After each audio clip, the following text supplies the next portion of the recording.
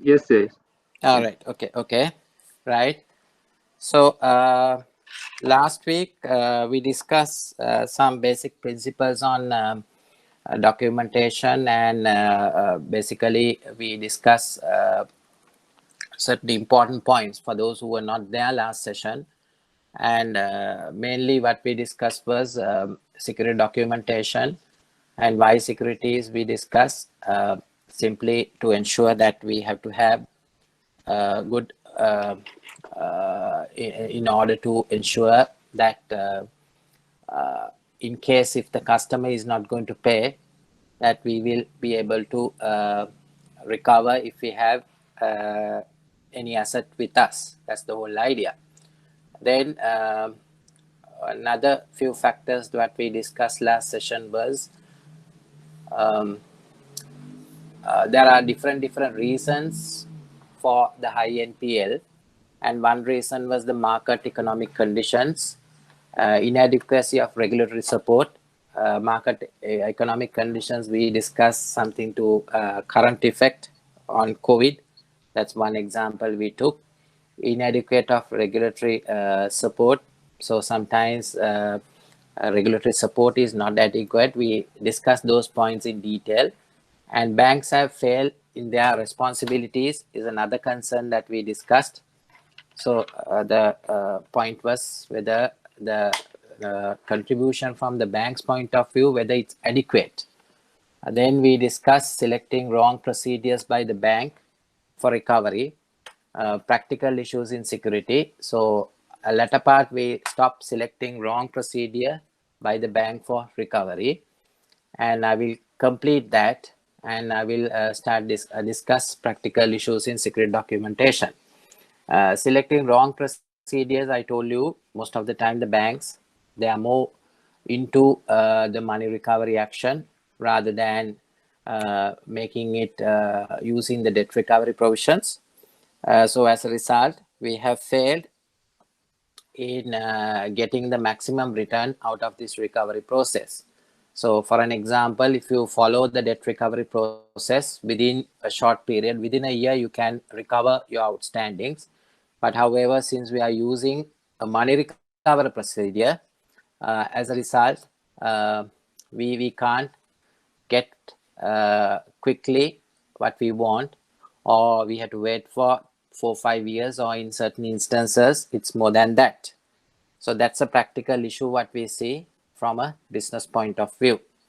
So then we discuss all these factors, and then the fifth one is on selecting a wrong procedure. Then we discuss the recovery of debt. There are provisions available from the debt recovery provision, but unfortunately, since we are not using the debt recovery provision, as a result, sometimes what we get is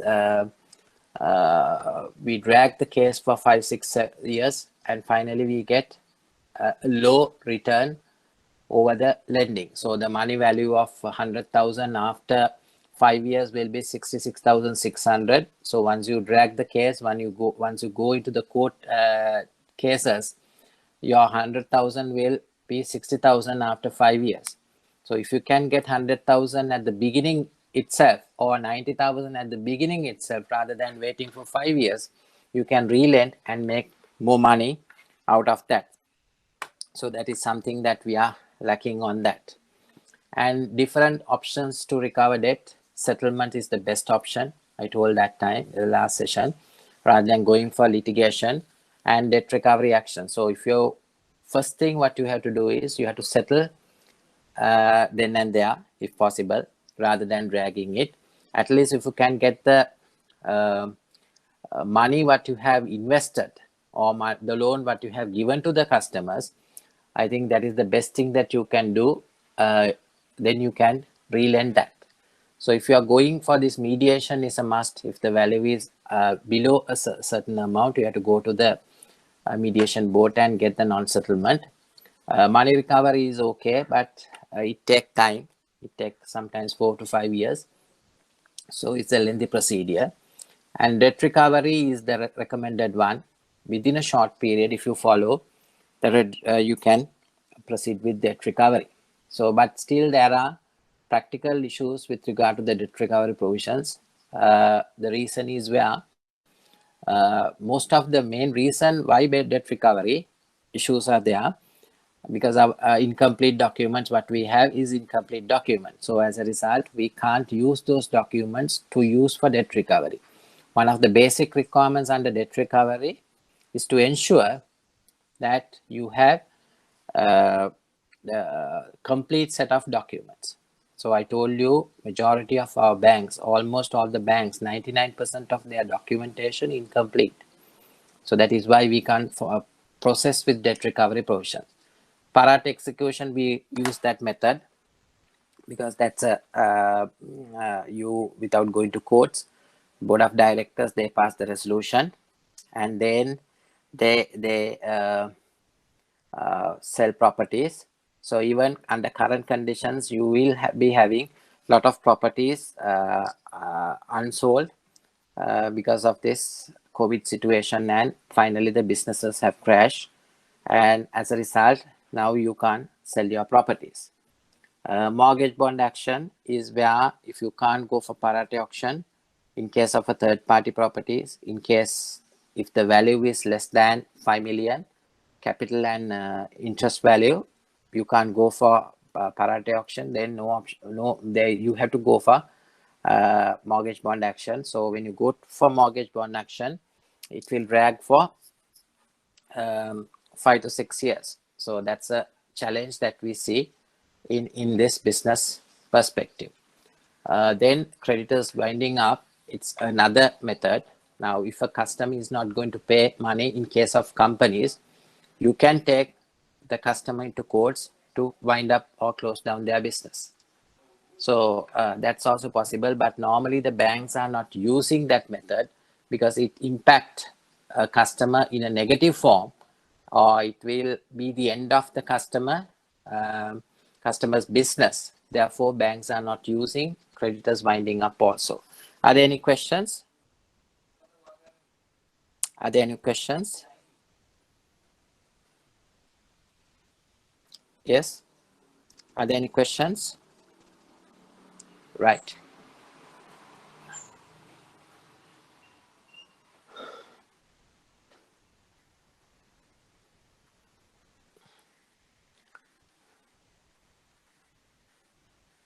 So normal money recovery action, we explain what are the things that you are doing. So we'll today discuss Act number 4 of 1990, titled Recovery Loans by Banks, Special Provision. Purpose: an act to provide for the recovery of loans granted by banks for economic development of the Sri Lanka. So when the 4 of 1990, tour of 1990 came, the whole idea at that time, the regulator's idea was to get your money, what you have lent, to the customers in a quick manner, not to postpone, not to delay. Now, unfortunately, banks are not following those processes. As a result, it takes a lot of time for them to recover their money. So that was the intention. Considering that particular intention, the regulators introduced this debt recovery provision, but unfortunately, now we are not using it. The purpose: to provide speedy procedure to recover of the debt through courts. So this is a court procedure. This is a transaction through courts, but it's a speedy method, right? Because you can finish your case within 1 year. If you have perfect set of documents, if you start debt recovery provision. Procedure: apply summary. The facility must be granted on an instrument written agreement. So if you have given something on casual basis, you can't use that recovery provision. So you have to have an instrument in the sense agreement, mortgage bond, right? A pledge document. So there has to be an agreement between you and the customer. Instrument, check, promissory, even a check or a promissory note, still you can use this 2 of 1990 as amended by 9 of 1990. Section 2 continued. Amount should not less than 150,000. So if your loan value is above 150, you can use it. Following documents should be filed: petition affidavit. So in a normal money recovery action, you file plaint, but here you file a petition, and there has to be a supportive affidavit from a senior officer of the bank confirming whatever the information which are there in the plaint petition are correct. So this is the biggest challenge what we see. For you to give an affidavit, or one of your senior officers to give an affidavit, your documentation should be correct and perfect. So if your documents are not correct and perfect, you can't give this the affidavit. So that is one reason where in most of the cases banks, they don't use this debt recovery provision. Copy of the decree nisi. The decree nisi will confirm. I will explain what is decree nisi. Stamps for the decree nisi and for the service of it. Decree nisi, as soon as the decree nisi is served to the when the petition goes, customer must come to the courts, and for him to intervene into the case, he has to decide, he has to pay a reasonable amount of the loan outstanding. So this is the most important point when you come to this debt recovery provisions. Now, when you come to money recovery provision, then there is no requirement for a customer to enter into the case. But in case of debt recovery provision, definitely customer will have to pay a certain amount for him to enter into the debt recovery provisions. Then loan agreement, statement of account. Those are basic documents that you have to give. Definitely you have to give this loan agreement and statement of account. And then you proceed. Section 4, that's what we have to start today. Documents produced should be properly stamped, should not be suspicious, should be within prescriptive period. So I told you last time, if you want to file, there has to be a prescriptive period is there. If in case of an agreement, if you have an agreement, you can wait for 6 years, until 6 years, and file if you have a mortgage bond 10 years. So earlier slides of mine is there, all those information are there. And documents produced should be properly stamped. It's important. Should be not suspicious. So if you have incomplete set of documents, sometimes the judges might think this is suspicious. Why incomplete? Should be within the prescriptive period. So these are 3 basic qualifications for you to file the document. Those are stated in the section 4. Procedure, file a petition, affidavit, and all the above documents. So whatever the loan agreement, everything you have to file. If all the documents are perfect, the decree nisi will be served first instance. So if the documentation is perfect, decree nisi will be served to the defendant or to the customer. Serve the decree nisi on the defendant with the petition, affidavit, and other documents. So normally in a money recovery action, the plaintiff will get the plaint and the documents. Here, the most important point, you will get a decree nisi as well. Decree nisi means as soon as its decree nisi is confirmed, it's going to be the order of the courts, right? So the decree nisi will be served. Defendant to seek leave from court to show cause against the decree nisi. So then defendant must come to courts and get permission. Seek leave from court means you need to get consent from the court. Can I intervene into the case, right? So then if the court is happy, and after depositing a considerable amount, you can intervene into the case. Leave to appear and show cause against the decree nisi by the defendant by paying into a court the sum mentioned in the decree nisi or ordered by the court. So if your outstanding is 100 million, sometimes court might say you have to deposit 100 million. Or the court can say, no, deposit 50 million. But there has to be a substantial amount deposited to the court before he enter into the case. So this is a positive point. Now, when the customer inception itself, he has to deposit something, more chances are there that you are getting early money, early recovery, and top of that, he will settle the full loan at an early date rather than waiting for 3-4 years and get the judgment. Then what happens? Finally, you will not be able to recover your outstanding, or at least a considerable percentage of outstanding. Upon the court being satisfied on the contents of the affidavit file that they disclose defense which prima facie sustainable framing and recording issues. So then if the court is satisfied with the contents of the affidavit and everything what the bank has filed, then the next step will be framing of and recording issue. That's normally a legal process. So what I wanted to show is this is a shortcut method. What we are doing currently is a long way.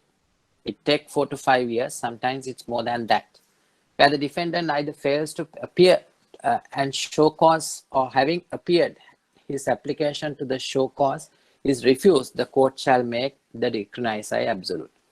So unless if the customer is not appearing after serving the petition and affidavit, or if he failed to give adequate justification, then the next step would be court will make decree nisi absolute. Decree absolute is not appealable.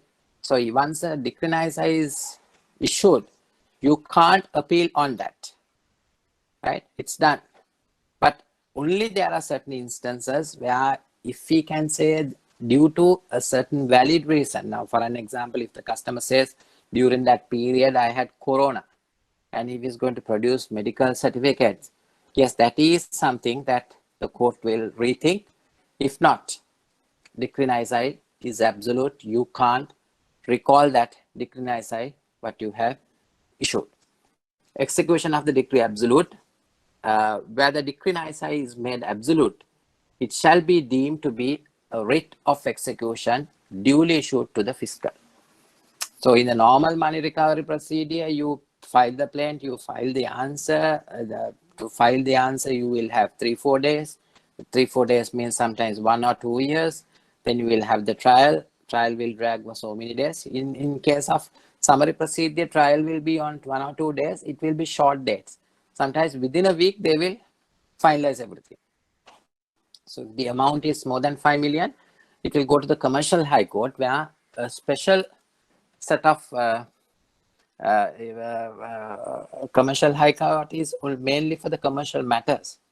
So then definitely within a week, or within 2-3 weeks, or within a month, the case will be heard and finished. Then in a normal money recovery action, then after the trial will drag for 4-5 days, amounted to 2-3 years sometimes. Then come the written submission, then come the order. So for the entire process, it will sometimes take more than 4 to 5 years. But in case of a summary procedure, it's maximum within one to half an hour year, nothing more than that. The writ of execution shall valid for a period of 3 years from the date on which the decree nisi was made absolute.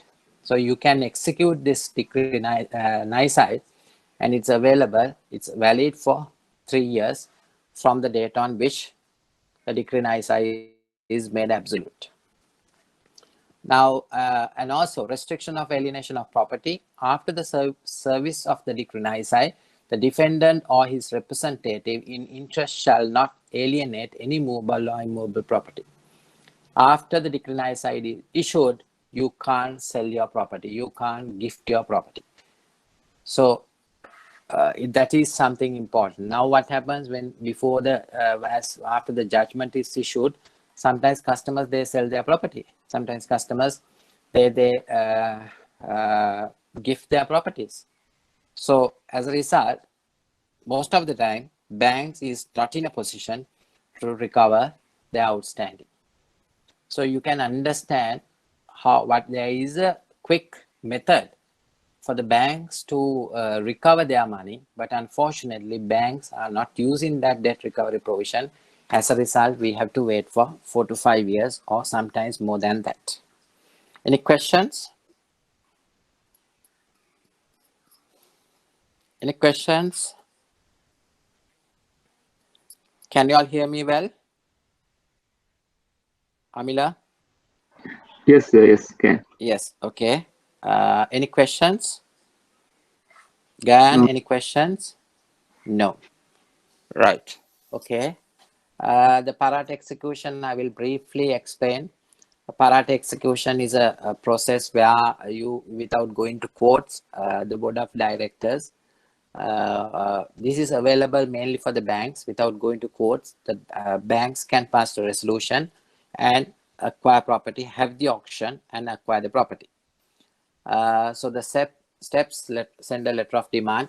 You have to demand the money what you have given. So it's letter of demand. Resolution to be adopted by the directors of the board at the bank. So it's a past resolution. There will be a board paper. Then notice of resolution shall be published in the Gazette. So then it will goes to the Gazette. Copies of such notices shall be dispatched to the borrower, other person. So you will have a notice to say that this particular date you are going to have the auction. So then it will go to the customer, notice of sale, notice of this date, time and the place of the sale. 14 days before the date fixed for the sale, we publish in the Gazette, and copies of such notices shall be dispatched to the borrower, posted on or near the property in this to be sold. So you will put a banner and say, okay, this property is available for sale, and it's the auction date, everything will be stated there. So that's an indication to, it will go, all the copies will go to the customer. Then customer knows, okay, this property is going to be sold, and before that particular auction he can come and have a settlement, a full and final settlement, type of a settlement. And if that is the case, the bank can take, or bank can see what action they can do. So it's not an absolute right, but before auctioning, it's better the customer to come and have a discuss with the bank and try to settle it. Payment before the sale, auction has to be cancelled. Payment before the sale auction, if the payment is done before the auction has to be cancelled. So upset price is the price that is decided by the bank based on a considerable value. Now for an example, if the property value is 10 million, if your loan outstanding is 6 million, you can't sell the property for 6 million. You have to sell the property for a reasonable amount, the market price. So if the market price is 10 million, you have to sell the property for 10 million. You recover your 6 million and you need to give balance to the customer. So since your outstanding is less, you can't sell those properties to at a low price. Recently I heard, I don't know whether this is right or wrong, because of this current situation. Now we all know that we have to have more hospitals, more quarantine centers. Now I don't have 100% evidence to this effect, but what I heard was government is identifying certain properties which are auctioned and taken by the banks, and they request banks to release these properties for them to have these quarantine centers for a short period. As soon as it's done, they are going to hand over back the properties to the bank. So I think from a CSR point of view, that's a good supportive thing, because government can't find everything.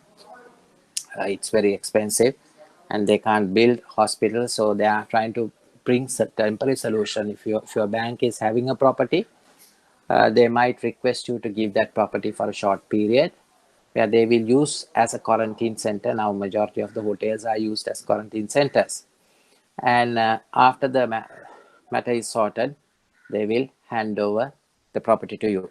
So that's a good initiative from a country's point of view, from a company's from a CSR point of view. Now the creditor winding up, I explain what is creditors winding up.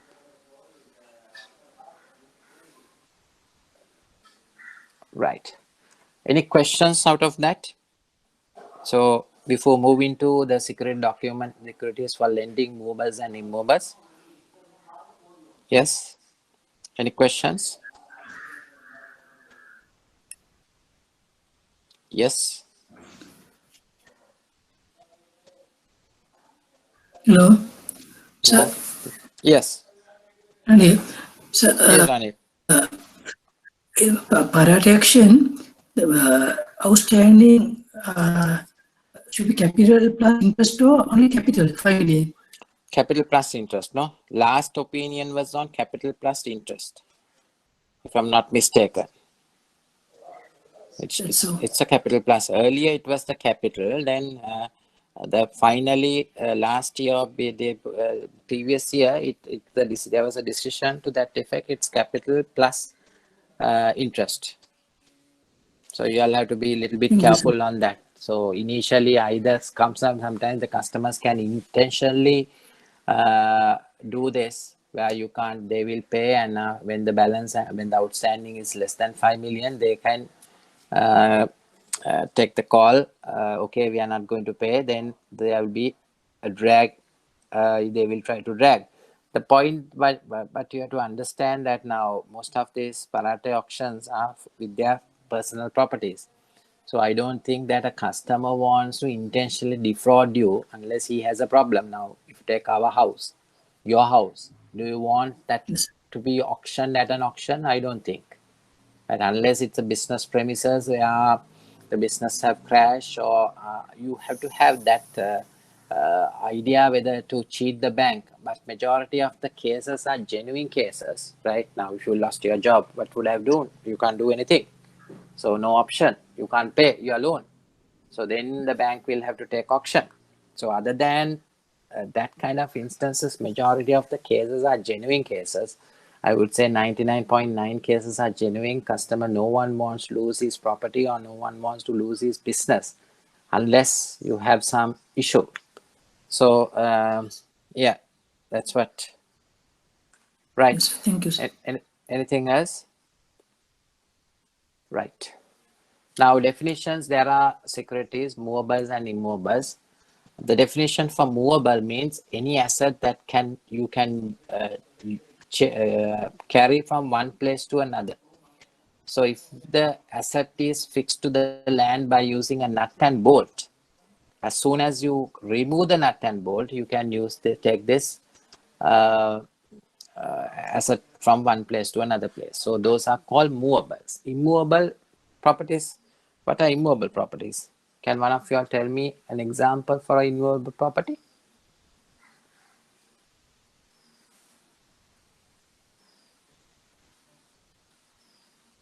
Under decentralization of property is being mortgaged to the bank. What is decentralization, the property? Kalhari, what do you mean by that, Kalhari? What is decentralization? It's not no, my way spelling may be wrong there, but you were sitting under the mortgage, debt recovery act, but you said decentralize the proper, like under the recovery act, you were telling something, no? It has been mortgaged, and the defendant can sell the property. Yeah, so any property subject to a mortgage you can sell. You can't stop that. It is been, but it's under, like all the documents are in the bank. No, it's been in the bank custody. No. Yeah, so if you want for your, now have you taken a mortgage, housing loan? Yeah. Yes. Yeah. So your original deed is with the bank. The document in the bank, with the bank. Yes. So it's with the bank, right? Now, if you go to land registry and if you give the transfer deed number and the date and the notary, you can get a certified copy. Okay, you can get a certified copy. Now I'm going to agree with you to purchase that property subject to your mortgage. So what's wrong with that? There's nothing wrong. You can sell the property. If the buyer is agreeable to purchase your property subject to the mortgage, now we'll assume that your property value is 100 million. Your loan outstanding is 10 million, right? I'm going to buy your property subject to the mortgage. So the mortgage is 10 million. I'm going to reduce that 10 million and I'm going to buy your property for 100 million. So the concern is where you can sell the property subject to a mortgage, because especially the property mortgages or the deeds, there is no requirement for you to register at the land registry. Why you are registering? To get the priority, right? So if you don't want the priority, you don't have to register, right? There can be subsequent transactions without your knowledge because those are not registered. So if you get the registration at the land registry, you will get the priority. So that is what happened. So if you want, you can sell. If the buyer is agreeable to purchase the property subject to a mortgage, there is no problem. No objection, no issue at all. Banks can't control it. Sometimes the banks might file a caveat to say, okay, if there's any subsequent transactions, you inform us. So sometimes they might inform, but if you're not taking action, they will proceed with the next transaction. So it's possible, no problem. Like you can't say that you can't sell. It's true the originals are there, but you have a certified copy. Through using that certified copy, you are selling the property to me. I'm ready to buy that. If I'm a top class politician I have a lot of contacts in the political field, as well as I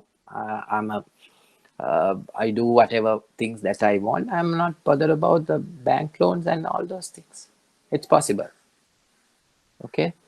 Anything else? Right. Any questions? So movables is something that you can move from one place to another place by removing the nut and bolts. Movable property, common types of movable taken as security are stocks in trade and raw materials, motor vehicles, machinery and equipment. So stock mortgages, you take stock mortgage, machinery mortgage, sometimes motor vehicles, machinery, right? So these are the common type of movables that we have. Bankers can charge these securities in one of the following ways: lien, mortgage, or pledge. Now we'll see what is a lien, what is a mortgage, what is a pledge. Now, out of the securities that you all know, what is the best security? What is the best security that you know?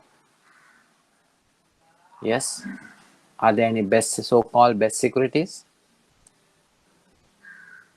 Yes. According to your knowledge, what are the best securities that you see in this entire system? Are there any best securities? Is it property? Is it stocks? It is machinery? Or anything else? Mortgage or vehicles? What is the best security? Yes? Kalhari? Lian? So you're talking about a deposit lien. Cash, it's worth 100%, like not like a mortgage. It will take some time to make it cash. So lien is something like we can quickly turn it to cash. That's it. Yeah, so the point is, if you are lending against what you call cash, it's not credit. It's you're keeping my money and lending. So lien, holding my cash and giving a loan is not credit, I would say. You are giving my cash advance. So it's true, 100% converting into cash will be easy if you're holding my cash, or if you're holding my fixed deposit and keeping that as a lien. Vehicles, there are a lot of practical issues when you come to vehicle.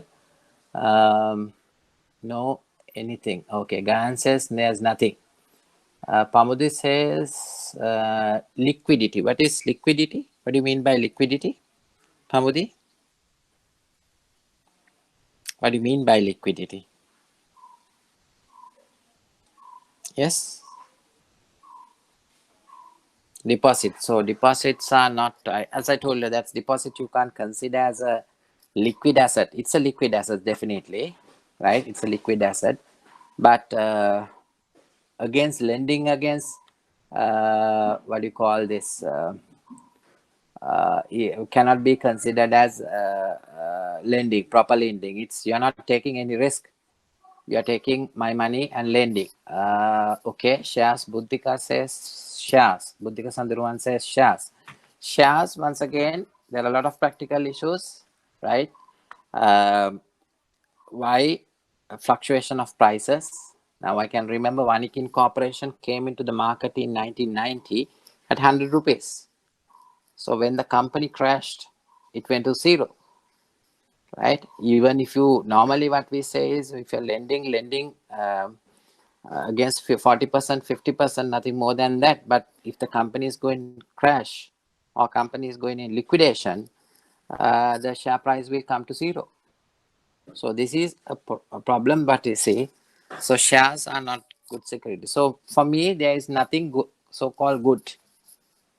Your relationship with the customer is the best thing that you can have, right? Understand? So the customer's relationship with you is the best, most important thing, not just relying on the deposits, relying on the security.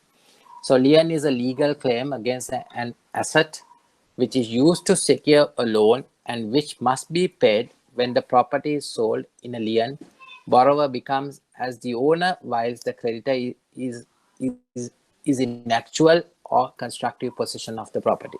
But the bank has no right to sell them if the borrower continues paying to pay installments. So if the customer is paying installment, lien is just a hold. Definitely you can't take any action here. Lien can be a property, lien can be poor bills, lien can be cash as well. So lien is just a hold, nothing more than that. So normally in case of bankers, what we do is we take cash liens and we lend against that 90%, depending on the customer. Sometimes it can be 100% as well, but it's a straight away, it's a hold. Mortgage, a legal agreement that conveys the conditional right of the ownership on an asset. So the point is where when we, sometimes the banks thinks, okay, when we take a mortgage bond, we are covered. We have all the control over that. No, that is not the case, right? We get only the mortgagee's right, nothing more than that.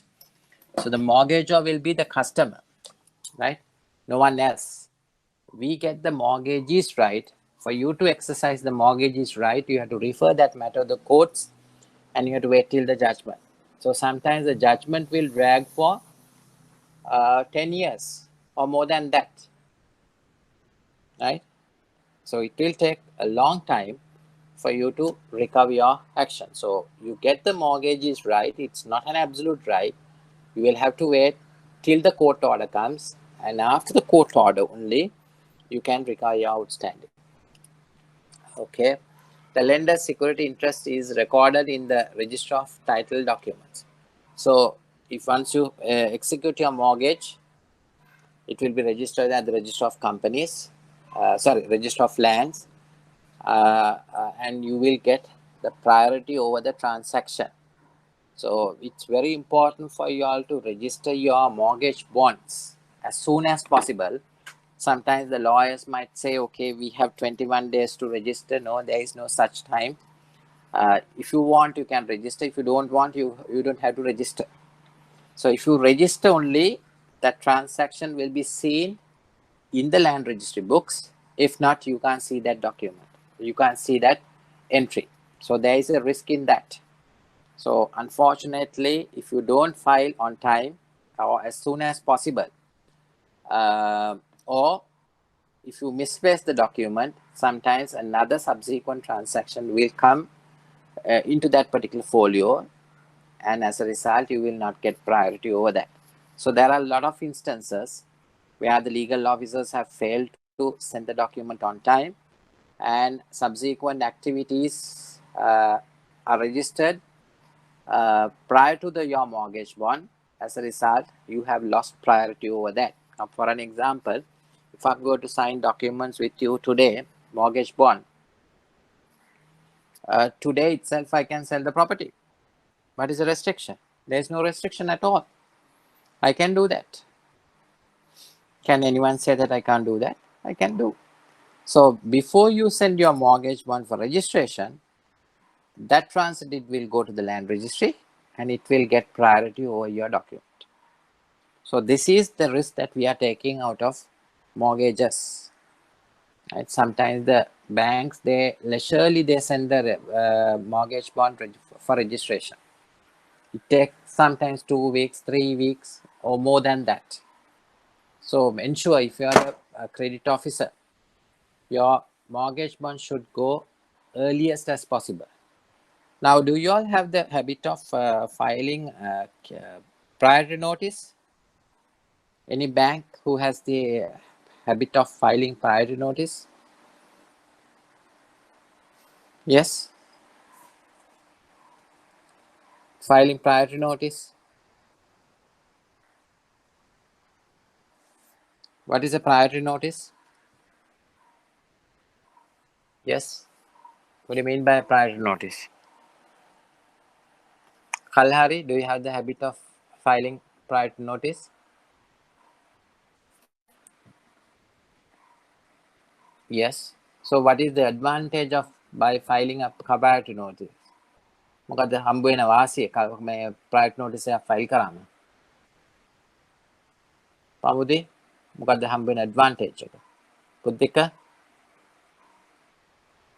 what is the advantage? මොකද තියෙන වාසිය බැංකුවට? priority notice එක file කරාම? Yes? කල්හරි? මොකද ප්‍රයෝජනයක් තියෙනවද? We have Yes. more rights than the others. More Yeah, rights so like no. Now, for an example, if you do the search today, and if you're going to file the private notice today itself, you will get your entitlement from today onwards. So if there are subsequent transaction comes, since you have filed the priority notice at a prior date, you will get the priority from that date itself. Now, if you're, for an example, 1st of January, you check the books at the land registry and file the priority notice. But you execute the mortgage on 10th and you send that document to land registry on 20th. So your priority, normally your priority will start only from 20th. But if you have filed the priority notice at the land registry, you will get priority from day one itself. That is 1st of that particular month. So please ensure that you have the habit of filing this priority notice if you want to safeguard your interest. Now, for an example, if you lend a property mortgage for 100 million, if that property is no more there or he has sold the property, what are you going to do? And Kalhari was telling, okay, original deeds are with the bank. How can you sell? How do you know whether you all are having the original deeds? What is the assurance that you can give all the customers' documents which are there in your file are originals? Can you give a confirmation? Can any one of you all give a confirmation to say that all the documents what we have in our security chubs with regard to the customers' deeds are genuine documents? Kalhari, can you give that undertaking? can't tell, but in the land registry we are just checking no transfers Yeah. and all. So Yeah. there we have a proof like that. We are see the how the mortgage bond is transferring, and like our legal lawyers are doing the documents, and so that I'm telling about our only the bonds, but on the document itself we can't tell. Yes, so you can prepare a similar set of documents, a duplicate set of documents, and effect the transfer. So I will, if I get hold of your photocopy of your deed, which you have mortgage and right now it's with the bank, I can prepare an original document better than your original. There are people in this country where their main job is to prepare duplicate. If you want an MBBS certificate, it's 50,000. If you want banking qualification, 15,000 to 20,000, you can get that certificate. So here today you get a lot of forged documents among the deeds, right? At the land registry, even I can have a separate folio and file the document. So then there will be a one folio for your mortgage. I'm going to start a new folio for the new deed or the duplicate deed and have a few transactions and sell that property. So there is no assurance that you can't give 100% guarantee to say what you have is the original, right? You can't give any confirmation because finally there can be more than one original as well. So you all have to be very careful. So that's why my concern, I told you at the beginning, KYC is the most important term. If you know the customer that he is a genuine person, he will not do this type of things. So for me, there is no security, valid or valuable securities. My main security is the understanding about you and your customer, the KYC. If you know the customer, you will know all entire background of him. It will be very easy for you to drive the business without any issue.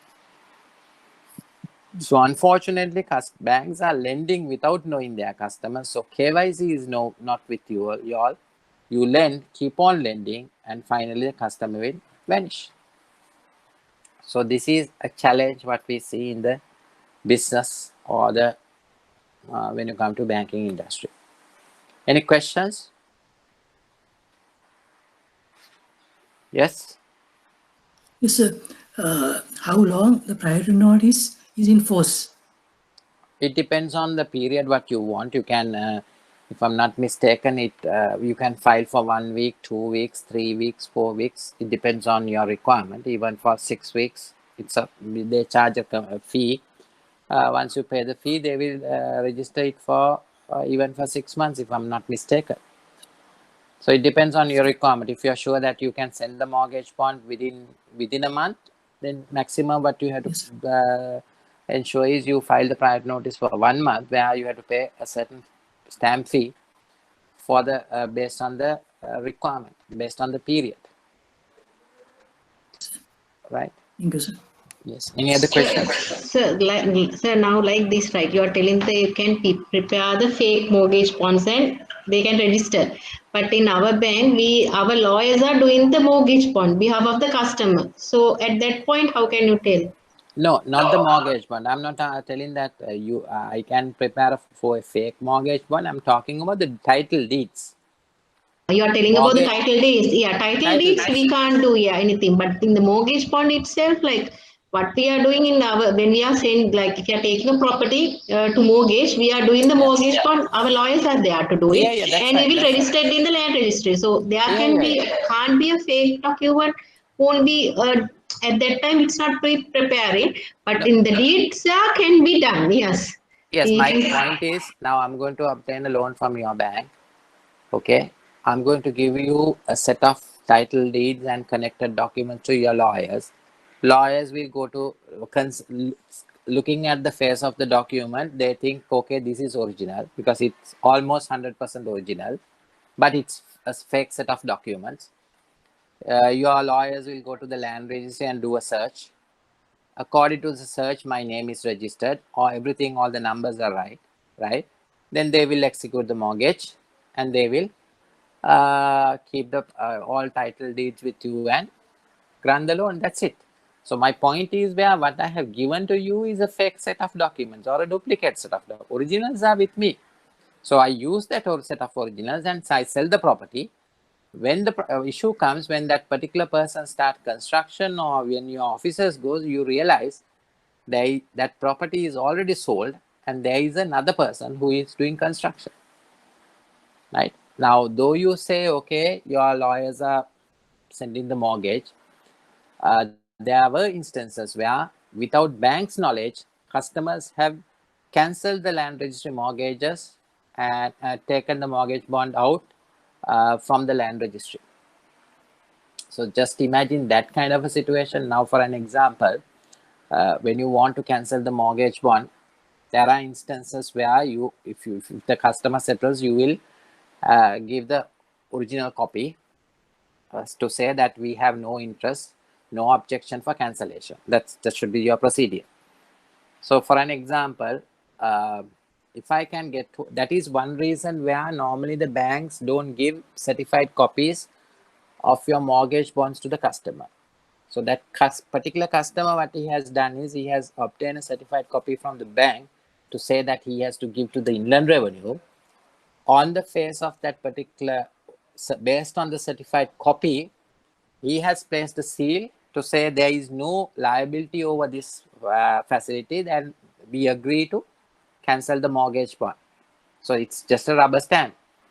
He has gone to a person who is preparing a stamp and prepared a stamp and place on the certified copy because you have certified that, and tender that to the land registry. So the land registry has cancelled the mortgage bond. You have the original with you, but without your knowledge, mortgage is cancelled. Now what are you going to do? Can you control that? So if I ask, okay, I want a copy of the mortgage bond because I have to give it to the tax department, you can't say no, we are not going to give a copy. You have to give me a copy. So I'm using that copy to cancel the mortgage bond. I'm talking about possible options, right? So all the land registries will not cancel for a certified copy, but there can be instances where they might use this. I'm talking about this happened sometime back, not immediately, but there can be instances where sometimes the land registry will cancel looking at a certified copy. So original is with you, there is outstanding with you, but now the mortgage is cancelled. So I can easily sell the property to someone else. So can you control that? You can't control that. Okay. Any questions? Hope you all can understand, right? Right. Section 80, Pledge Prevention of Frauds Ordinance deals with pledge. Under pledge agreement, ownership of the goods remain with the borrower, but the possession control is with the bank. Now, normally the pledge facilities are given for certain short-term type of loans, maybe for harvesting products. It can be paddy, right, during a short period. Now, for an example, during the harvest season, I'm a person who purchase paddy. So you give me a loan for that. I will use your loan and I will keep that paddy in a warehouse. So the most important point, control what we have, it will be under dual control. So that's something positive. We have a better control than other facilities, because in case of a mortgage, we don't have any control because the property is with the customer. Now this, in case of a pledge, property is with the bank. So you have a better control. Sorry, property is not in the bank, it's under dual control. So you have a better control.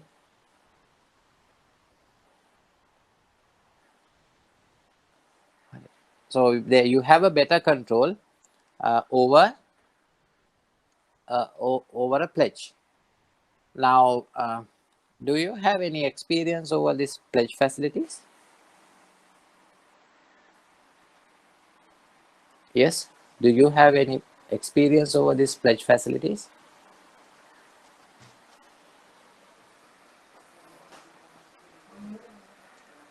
Yes.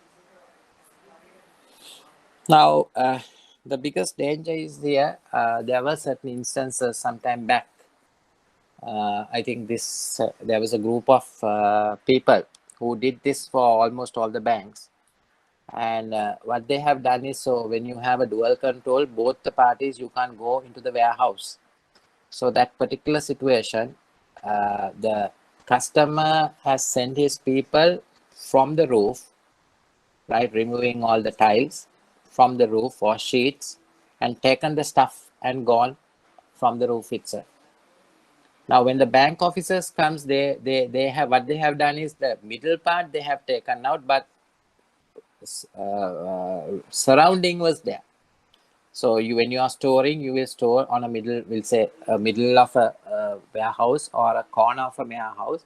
So once you see the first side, or as soon as you enter, you assume that everything is there. But what they have done, they have come from the roof and taken the middle part out.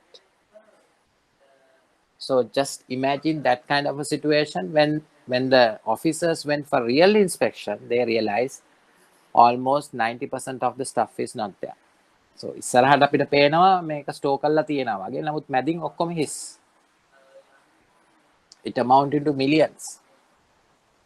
So this is the risk what we see. So there are smart guys in this system, smart so-called customers, smart customers. And if you see this incident happened because they were highly politically connected people, and they have done the same thing to several banks in that particular Hanguran Keta, if I'm not mistaken, to almost all the banks in that particular area. So you think that when you have the dual control, the customer can't come, but he will come in a different way and take the stuff and go. That's it. So that is a danger. That is a practical difficulty we have in this pledge facilities. Right. Any practical issues that you all have in this exercise of secret documents before I move with the rest of the slides? Any practical things that you want to clear from me? Yes? Any practical problems? No? Pamudi, do you have any problems? Practical problems?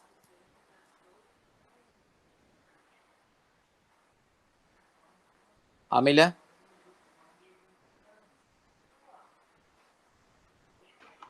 Yes? No? sir. I'm not doing credit. Okay. Buddhika? No? Gayan? No practical issue? Sir, Yes. no, sir. There's a different kind of question. It's okay to answer now. Yeah, sure, no problem. In my manual, there is a security type gold investment accounts. What is that, sir? Another one is certificates of gold deposits. Another one. Okay. Maybe that you accommodate customers to bring their gold and you might be keeping them in your vault, right, where you have access and you have issued certificates, right? So so you are keeping this certificate as a security because definitely you have to have the control over that. Maybe gold bars or something you customer has kept in a certain place where you are sure about that, and you might be lending against those documents.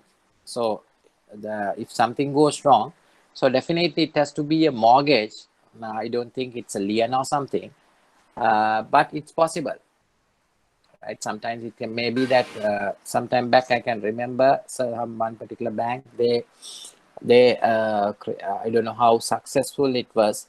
Now for an example, if I have a gold ring, we say value is 100,000. I will go and keep that gold ring in your bank, and you will do a valuation, and you will realize, okay, this is this worth not 100,000. You can give 80,000 against this, so you are going to mark an overdraft for 80,000.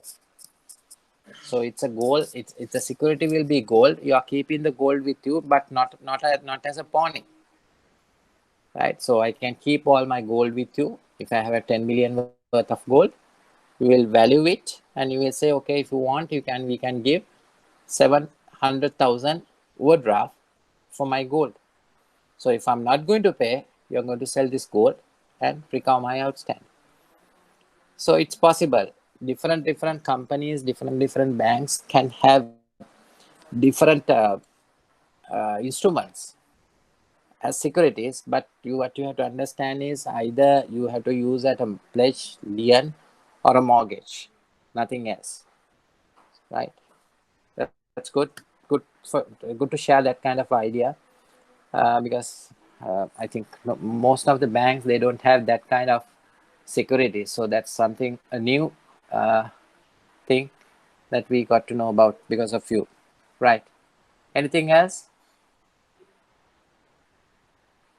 Harshana, any questions? No?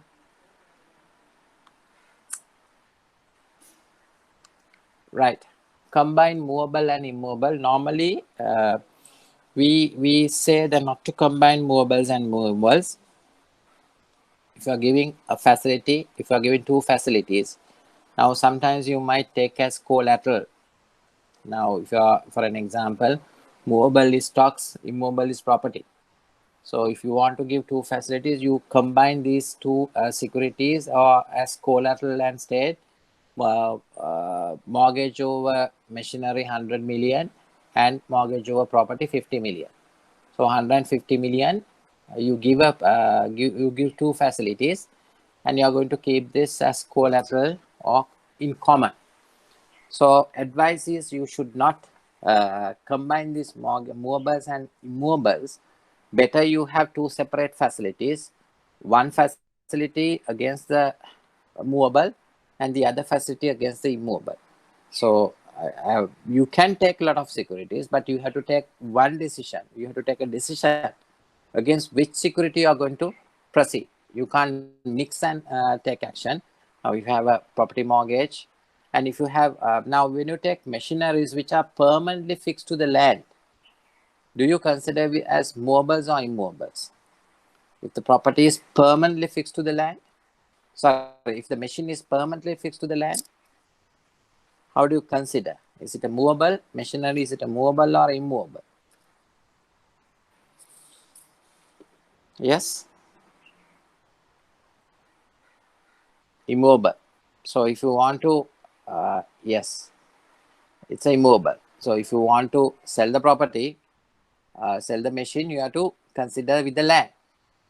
No option, right? So if you are mortgaging the machine, you have to mortgage the property as well. So you have to check the title for 30 years or whatever, depending on your bank's requirements. It's immobile, right?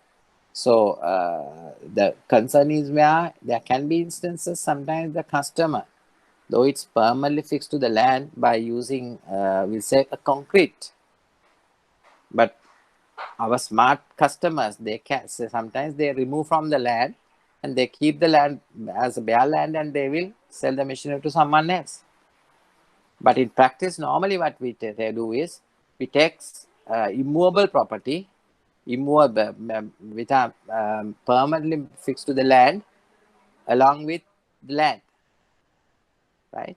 So, but there can be instances where the customer can separate it and sell the machine separately and keep the land for you.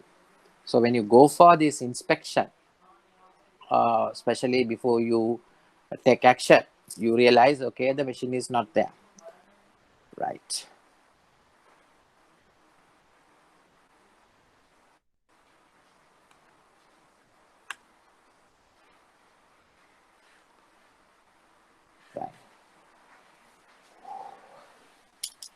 We'll have a short break for 15 minutes and continue, right? No,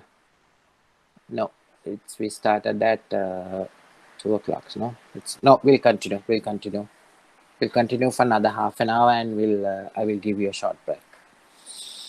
Hypothecation now. When you come to inspection, what is your normal practice of going for inspection, Kalhari?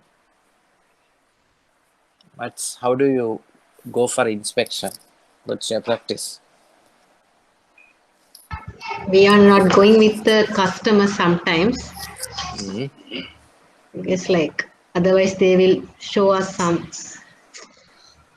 Is it like sometimes they hide some things. So like if we go like random visits. So then that's it. You are working for which bank? Working for Ceylon Bank. Okay. So what you're trying to say is you are going to have a spot inspection. Yeah, yes. Most of this, sometimes with the customers, sometimes spot visits also we are making. Okay. Other banks, what's your practice? Yes, Sarah, what's your practice? Yes. Can you share your practice? Yeah. Normally, at least two persons should go to the visit. Okay. Normally, we go with the customer. If we can go with the valuer, it's better. but normally we don't. Normally we go ගොඩක් වෙලාට two කස්ටමර්ට person. කියලා යන්නේ නේ. Oh, sir. ගොඩක් වෙලාට customer සමහරට transport එකම accommodate කරන්නේ කස්ටමර්ද? So, yes, sir. ගොඩක් වෙලාට Banking. බෑන්කින් එකෙන් දෙනවා. බෑන්කින් හදිසියේ වාහන නැත්තම් කස්ටමර් අරේන්ජ් කරනවා නේ. Customer. ඔව් සමහර විට ඒක අවුට් ස්ටේෂන් නම් සමහර විට කස්ටමර් ලන්ච් උත් අරේන්ජ් කරලා දෙනවා නේද? Yes, so that is what happened, right? The point Yes, is sir. where it should be independent spot inspection without informing to the customer. Now, what normally happens inside the banks, sometimes they inform the customer, okay, we are coming on this date. Customer එලාට කියන හරි මම වාහනයකුත් එවන්නම් sir මම camera class එක කරන්නම් පොඩ්ඩක් අර ඔයකුත් තියෙන ඔය නාලත් යන්න පුළුවන් කියනවා. Right? So then what happens, bank officer will go, but his intention is not there. He doesn't want to do an inspection, right? He will do something else, and finally he is under obligation. Customer will show something and you will say, okay, it's available. In the past, I have seen one instance where officer has reported that he has gone for inspection, but when the property is on auction, there was no road for that particular property. I don't know whether the officer has gone for that inspection or not. There was no property, right? So the issue is where now there was one particular case, a known customer. He was telling Mama, he was importing thinner. Thinner is there, you don't have a color for that thinner. So he was telling me when the bank officers are coming for the inspection, එයා ඉස්සරහ thinner barrels ටික තියනවලු. හැබැයි පිටිපස්සේ තියෙන ඔක්කොම වතුර barrel කියලා කිව්වා. ඉස්සරහම තියෙන thinner barrels ටික. පිටිපස්සේ ඔක්කොම තියෙන වතුර barrels ටික කියලා කිව්වා. ඉතින් මොකද වෙන්නේ? ඔෆිස් ඇවිල්ලා බලන්නේ ඉස්සරහ barrels ටික බලනවා පිටිපස්සේ ඒවා බලන්නේ ඒවේ තියෙන වතුර. So that's it. So 99% of the instances when you go on a informed type of a visit, sometimes you will deviate. Sometimes the customer will give you a token also. මෙන්න මේකත් තියාගන්න මහන්සි වුණානේ කියලා token එකකුත් දෙනවා. Then your expectation, your focus is not there.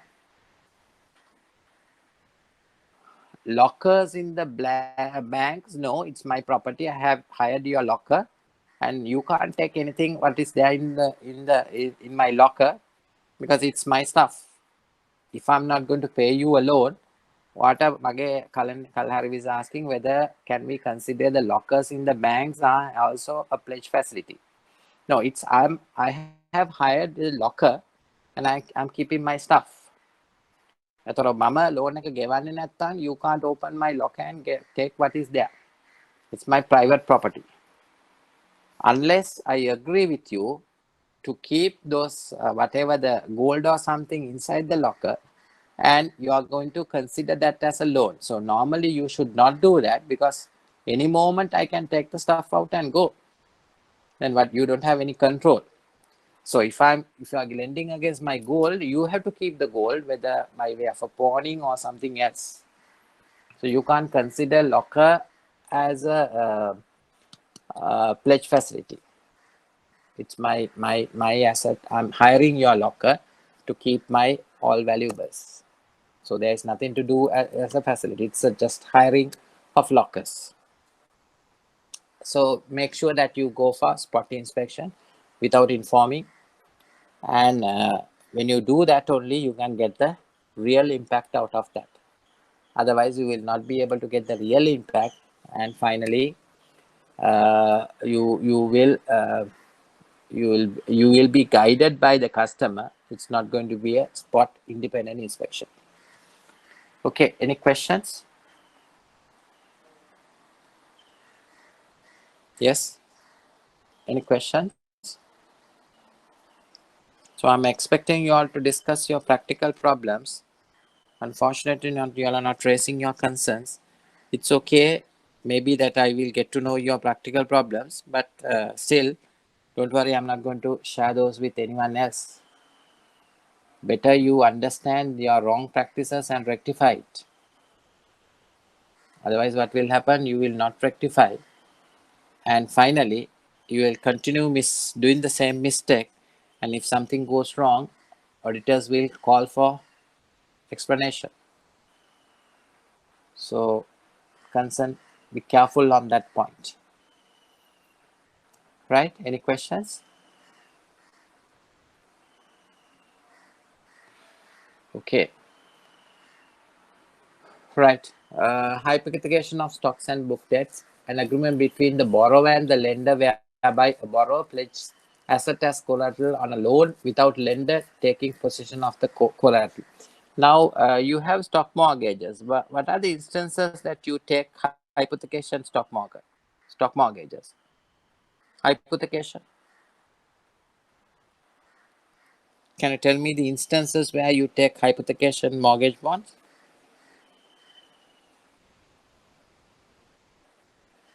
Hypothecation? Yes. What are hypothecation mortgages?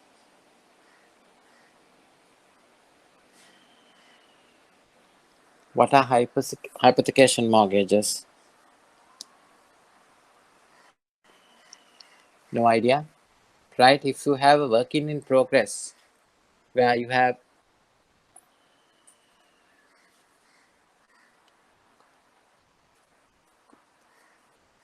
right, if you have any hypothecation, if you have a working in progress, raw material, semi-finished good, finished goods, okay, you take hypothecation because the assets are revolving, right? Any given time, assets are revolving, and therefore, now if you are taking a mortgage for a laptop, it's a fixed mortgage, right? It's not a movable one. But if you're taking a facility over a work in progress, working in progress means there are certain steps, raw materials, semi-finished goods, and finished goods. So as soon as the finished goods, it will move out. Once again, the raw material will come. Semi-finished goods will be there. Once again, the finished goods will move out. So there is a work in progress in this entire process, right? So if there is a process, we take hypothecation mortgage bond. We don't take a fixed mortgage. It's revolving. It's a process, right? So it's a revolving process. So because of this revolving process, and you can keep this hypothecation mortgage bond or use this hypothecation mortgage bond for a longer period. But if you have a fixed mortgage, you can use only for that particular asset. As soon as the loan is settled, that's the end of the story. You can't use it. You can reuse that mortgage bond for something else.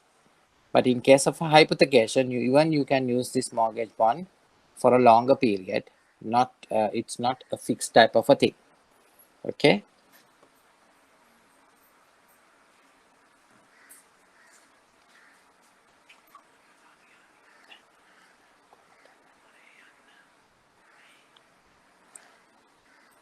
Okay, I will give you a short break. We'll meet in 15 minutes time. Now the time is 3:10. Come back by 3:25. Okay.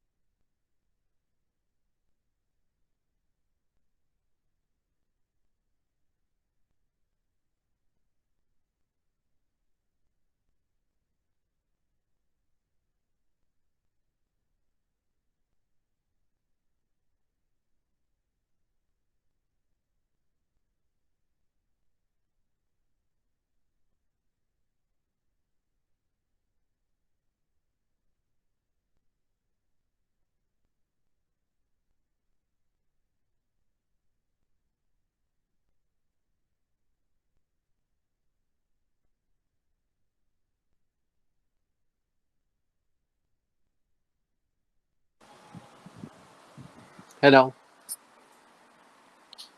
Can you all hear me? Hello. Suranga, can you hear me?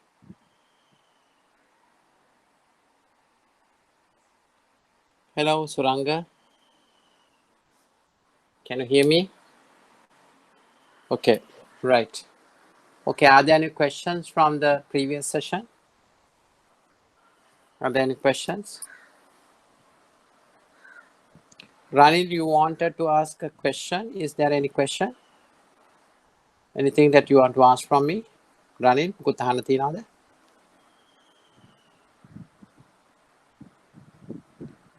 Ranil? No, sir. Okay, hand raise kalati back. Right.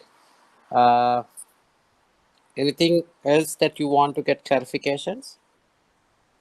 Right. Now, stock mortgages, when you come to effective inspection, I told you what are the steps that you have to. Am I clear for you all? Is it clear? Can you all hear me clearly?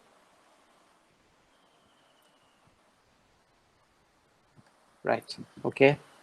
Effective supervision, I told you, inspection. What are the things that you have to do?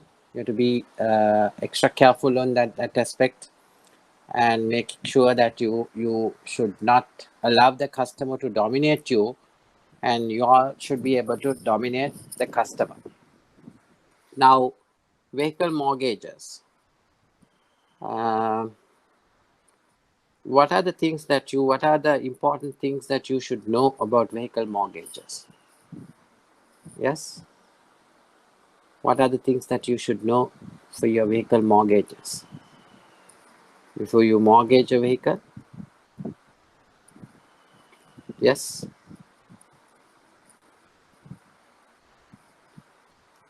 Any particular set of information that you should know when you want to mortgage a vehicle? What is CR book? What do you mean by a CR book?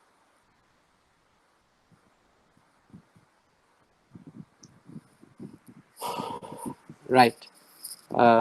Since there is a lot of silence, I will continue. So if I want to mortgage my vehicle with your bank, there are certain steps that you have to follow. I will have to do a valuation, and from most probably a known valuer or an appointed valuer will be doing the valuation, and along with the valuation I will bring that to the bank. Now I have seen in certain instances where sometimes individuals, they purchase vehicles and they don't register at the register of motor vehicles. Instead of that, they keep it open. Open papers are there. Now, what are the repercussions if you are using a vehicle with open papers? Yes. Are there any issues when you are using a vehicle with open papers? Yes. What are the repercussions if you are using a vehicle with open papers? Yes. Any questions? Do you all use vehicles with open papers? So yes, Kalhari says less people in transfer. Now, is there a risk now if you are using your, let's say, brother-in-law's vehicle, which you have purchased? Is there a risk on that? Is there a risk for you? Kalhari, is there a risk? No, you are 100% sure? No risk, but like you can, if you registered, I think the vehicle, the value will be reduced or whatever. This is my Yeah, the opinion. point that, normally what happens here, sometimes when you see that what main argument of majority of the people, When you see less registered names in the CR book, you will have a better value than a normal fully registered vehicle. So when you see the vehicle, you should be able to understand how old this and how the previous owners have used, not the number of registered owners in the CR book. Now I will tell one particular point. Now you have purchased a vehicle. We'll say you have purchased my vehicle. So you all, up to a certain extent, you all know me. So you have, now when you want to buy a vehicle, you will somehow collect all your savings, and sometimes you will borrow from your parents also, and you buy the vehicle. In certain instances, you don't have money to obtain your insurance policy. Okay, that is what normally happens. So with great difficulty, you have purchased my vehicle. It's amounted to 5 million, and you are using open papers. You are not registering because you know me very well. Now what happened? Okay, what happened? If I start, we'll say, okay, I have borrowed from X bank. I have taken a facility from X bank, and now I have defaulted. Now there is a court order to seize all my assets. Okay, I have sold my vehicle to you. You are using it with open papers, and I have borrowed from X bank. There is, we'll say, 25,000 outstanding. So I couldn't pay, and the writ was executed. All my assets were seized. Now, what happened to your vehicle, which you purchased, Kalhari? Yes, Kalhari, what happened to the vehicle what you purchased? Is it under my name or is it under your name? It's like open papers mean it has not been transferred to me, no? Yes. Isn't Yes. it? So then what happens? So like it can be like it can be like they can they can take back the vehicle, but if you are mortgaged on the bank itself, it should be have to be under the Ceylon or any bank's name. Otherwise, like the bank's taking the registrations when they are Yeah. taking the vehicle as a mortgage. I'm not asking that whether you have mortgaged my vehicle to your bank. Definitely, if you are going to mortgage, if you are going to purchase my vehicle, and if you are going to obtain the staff loan, definitely you will have to transfer the book in your name. After that, only the Ceylon bank will execute the mortgage. There is no problem. There is no risk at all. Here I'm talking that you are going to purchase my vehicles for outright, nothing to do with bank loan from your end. So you purchasing, paying me 500 million, 5 million from your personal savings. You have not obtained any loan from the bank. Now I have taken a loan from HNB where I have defaulted. Now there was a court case. HNB won the case, and now there is a decree issued against me, and they are going to seize the property, all my assets. Now what HNB happened to has your? the right to HNB has the right to take back the car that you have sold to me because I have Yeah, no so right to. yeah. So what happened to your 5 million? What happened to your 5 million then? Actually, it's worth Whose like fault? I can't. That's you can't have open papers anyway. That's the thing. Yeah. So who is going to pay your 5 million? Will I pay your 5 million? No, I will say I'm bankrupt. I can't pay you. So this is the risk. Unfortunately, sometimes people, they, based on their knowledge, understanding, they say, okay, no problem. I will keep it open, and you're using the vehicle. You are paying me 5 million, and you are using. Whereas when the seizures comes, you have to give that particular vehicle. There was 2 cases, known cases to me. One particular situation, still the vehicle is, they have hide the vehicle, and still the vehicle is in a garage. Uh, Bank couldn't find that. Second scenario, for that staff member to, it happened to one of our staff members, for him to register the vehicle, he has to go to courts and file action to say that he paid everything, but for certain reason he couldn't register it, and to reclaim his ownership, he has to maintain a case. So that is one risk. Second risk, now for an example, um, I have sold my vehicle to X. X is using that vehicle with open papers. Now still I am the registered owner. Now X is using that vehicle to transport drugs. I have sold the vehicle to X. X is using my vehicle to transport drugs. Now if something goes wrong, who is the owner of the vehicle? I am the owner of the vehicle. So straight away, the police officers will take me to custody, saying that I have used my vehicles to or help X to transport drugs. So either way, if you are going to purchase a vehicle, open papers and use it open papers, or if you are going to sell a vehicle and use it open papers, you will have problems in the long run. So my personal advice, if you're buying or selling, if possible, go for one-day registration. Don't even go for normal registration process. There is a cost involved in that, but still it's advisable for you to go for one-day registration. And if you're selling the vehicles, please ensure that you post your copy to the RMB and under registered post, and keep a copy of that in your file. So these are important points that you all should know. If not, sometimes you will have to there will be a loss, or you will fall under unnecessary court cases. So be careful on that. Right. Unfortunately, others are not talking. Only Kalhari is replying and Ranil. What about the others?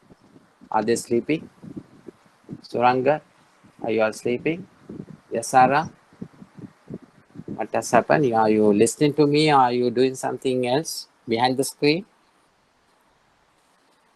These are the disadvantages of online session. I heard there are 30 odd students, but only today also there is only 13 students have joined. Earlier it was 30, yeah, only 13 students have joined. So that clearly shows the interest to our Sri Lankan students for education, especially the banking sector. Right? So I am 100% sure the rest of the students who I don't know whether they are going to write my answer or not. If they are going to write my question, definitely they will get a 0. It's very quite clear. I will go through the attendance as well, and at least if you have not participated either of my sessions, because my question will be a practical one, not a theory. So sometimes student might think when you go through the slides, okay, we can write. No, you can't write. So whatever the points what we discuss at the classroom will be there in your paper under my question. Right? So it will be straightforward. It will be very common sense type of a question, but or everything what we discuss in the classroom, nothing more than that. So if you are going to, if someone is going to read the note and cram the note and try to answer the question, I don't think that they will be able to get marks. Okay, right. Now vehicle mortgages. And also be careful. Now when you are purchasing a vehicle for your personal use, do you check anywhere? Now when you are purchasing a land, you used to check at the land registry. Ranil, do you all check if you're purchasing a vehicle for your name, personal use? Do you have the habit of checking somewhere? Kalhari, what's your experience? The brand new ones, no need. But Yeah. for the RMB, we just check the transfer only. Like we are sending a person, see whether the transfer has been taken. The transfer, we are doing the transfer.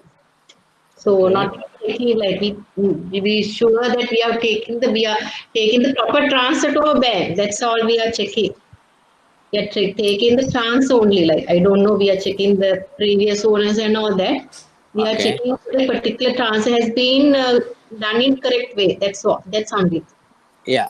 So what is important normally before you purchase a registered vehicle, better you, if possible, there are a lot of ways that you can get information from the RMB.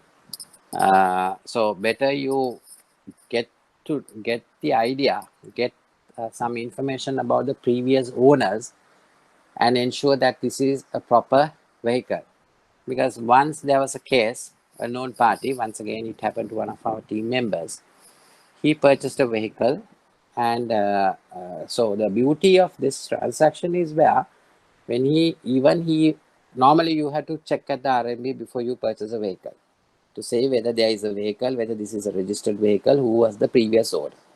So in this instance, he before purchasing the vehicle, he has checked with the RMB as well. So then the RMB has given clearance to say this is properly, there was no issues with regard to this vehicle. It's a clear set of documents. So then what happens, after he purchased the vehicle, he kept the vehicle for few weeks, and after 2-3 weeks, he has sent the registration for the land to the RMB. So at that point, the RMB has rejected his registration to say this vehicle was previously a condemned vehicle. Condemned vehicle register කරලා නැහැ. So then he went further, and what he realized was මේක condemned වෙච්ච vehicle එකක්. ඒක auction එකේ normally condemned වෙච්ච vehicles insurance auctions වලදී purchase කරන්න පුළුවන්. Someone has purchased and done all the repairs. Condemned vehicle එකක value එකක් නැහැ, ඔය කැලි වලට තමයි විකුණන්නේ. So someone has purchased this vehicle from an auction and done all the repairs. Repairs කරාට දැන් RMB පොතේ තියෙන්නේ මේක condemned vehicle එකක්, දැන් vehicle එක නැහැ කියන එක. ඉතින් මෙයා කළා තියෙන්නේ ඒක හැදුවන් පස්සේ පත්තරේ දාන point එකේදී RMB එකේ කාට හරි ගාණක් දීලා ඒ ඔක්කොම condemned vehicle documents ටික එළියට අරන්. So now there is no evidence in the RMB file to say it's a condemned vehicle. ඊට පස්සේ transaction එක ඉවර වුණාන් පස්සේ ඒ document set එක file එකට ඇවිල්ලා තියෙනවා. So when it for registration, අන්තිමට condemned vehicle documents ටික file එකේ තියෙනවා. එතකොට register කරන්න බෑ කියලා. Now just imagine that kind of a situation. Even that officer went up to the extent of searching at the RMB. Even from him only I got to know that there was you can register check at the RMB. හොඳ වෙලාවට යාගේ brother හිටිය army එකේ. I'm talking here, this is 15 years back if I'm not mistaken. His brother was working for army at the peak war situation. ඒක නිසා ඒගොල්ලන්ට කොහොමරි හොයාගෙන මේ වෙන්නව ආයිත් වාහනේ එයාටම විකුණලා සල්ලි ටික අරන් තිබ්බා. So you get this type of vehicles in the market. Bud vehicles are there. කැලි දෙකක් බත් කරලා condemn වෙච්ච vehicle එකක chassis number එක දාලා register කරලා විකුණනවා. තව එක් customer කෙනෙක්ගේ යාගේ vehicle එකක් ස්ලාබෙට හම්බ වෙලා තිබ්බා. අරන් ටිකක් කල් යනකොට අර ඉස්සරහා දොරේ පිටිපස්සෙන් එනවලු ලයින් එකක් මලකඩ පාරක්. බලන් යනකොට මේක බඩ් vehicle එක. So what are you going to do? You spend millions of money, and finally if you have to purchase this kind of a vehicle, what are you going to do? Right. So my personal advice, if you're buying, purchase from a known person. සමහරවල්ලාට පත්තරේ දානවා owner migrating, quick sale maybe, but don't buy. Understand there is a market for a vehicle, and that person should sell at the right price. Quick sale, cheap, don't buy cheap things. ඔළුව එකක් කොහම හරි ලිකන් දෙනවා නම් ගන්න જાතියක් නේ සිංහල જાතිය. ඉතින් ඒක කරන්න එපා. right? මොකද වාහනයක් ලිකන් දීලා යන්න තරම් මිනිස්සු මේ ජෙනරස් වෙන්නේ නැහැනේ. ඉතින් ඒක නිසා buy from a known person. Even from the known person, better you go for 1-day registration and try to register and finish it. Then you know within a day you can do so many things. But if you are going to send your registration after 2 weeks or 3 weeks, seller will not be seen. That's why I always say no, purchase it from a known person, not from an unknown person. Good ප්‍රශ්න තියෙනවද ගැන? Any questions? Ranil, you have raised your hands. No, sir, no problem. Right. Mugut another prashna? Right. Okay. So prepare a short note on this. Vehicle mortgage required documents. What are the requirements documents? Original CR book,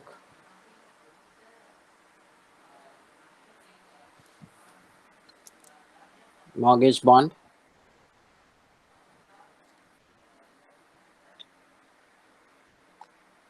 consent to mortgage. Yeah, basically these are the documents. And insurance, full insurance, valuation,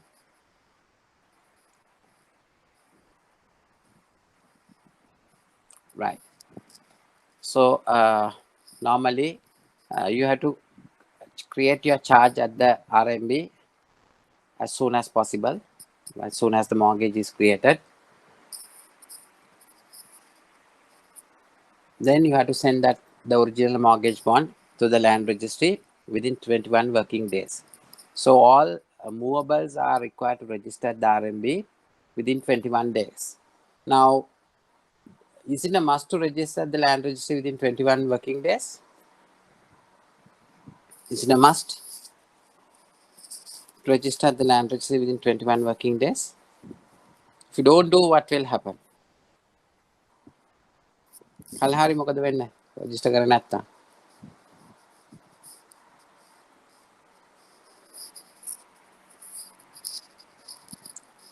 Yes, කල්හරි. But it's not valid. I don't know. Yeah, you can't say it's not valid, but you have not followed a part of the entire procedure. So halfway you have done instead of registering at the land registry. Yes. So, but still the agreement will be valid. So better you register within the time frame and ensure that your charges are properly created at the land registry itself. So that is important. So agreement will be valid, but not, you can't say 100% your rights are protected. Okay, right. Now the practical issues, sending the documents within 21 working days, or stamping. So the stamping is very important. So the stamping should be done on or before signing, not after. But I have seen in certain instances the signing part comes after the mortgage is or the facility is granted to the customer. So it should not be the case. On or before signing, the stamping has to be completed, not after. But in most of the, in certain instances, what really happened, now for an example, I'm taking a facility from you today, your bank.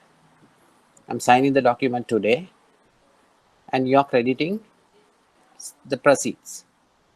Whereas the stamp fee, you're going to post the entry tomorrow. So then what happens to your document?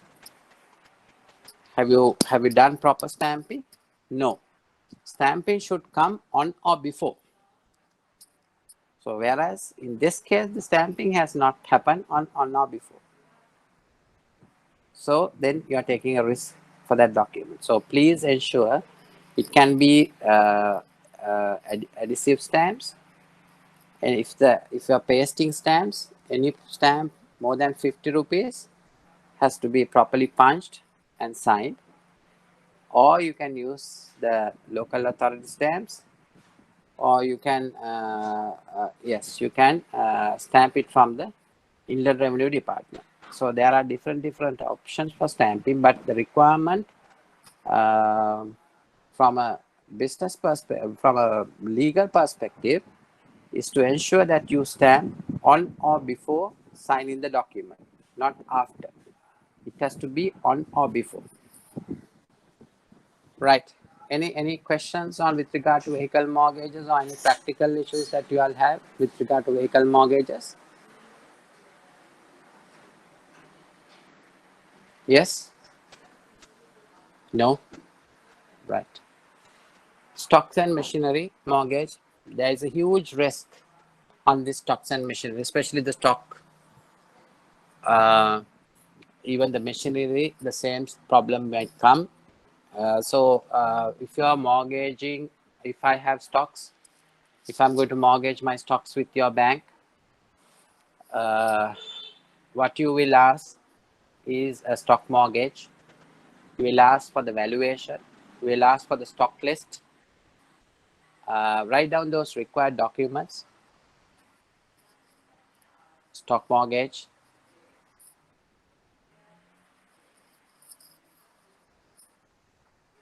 stock list, stock valuation, full insurance.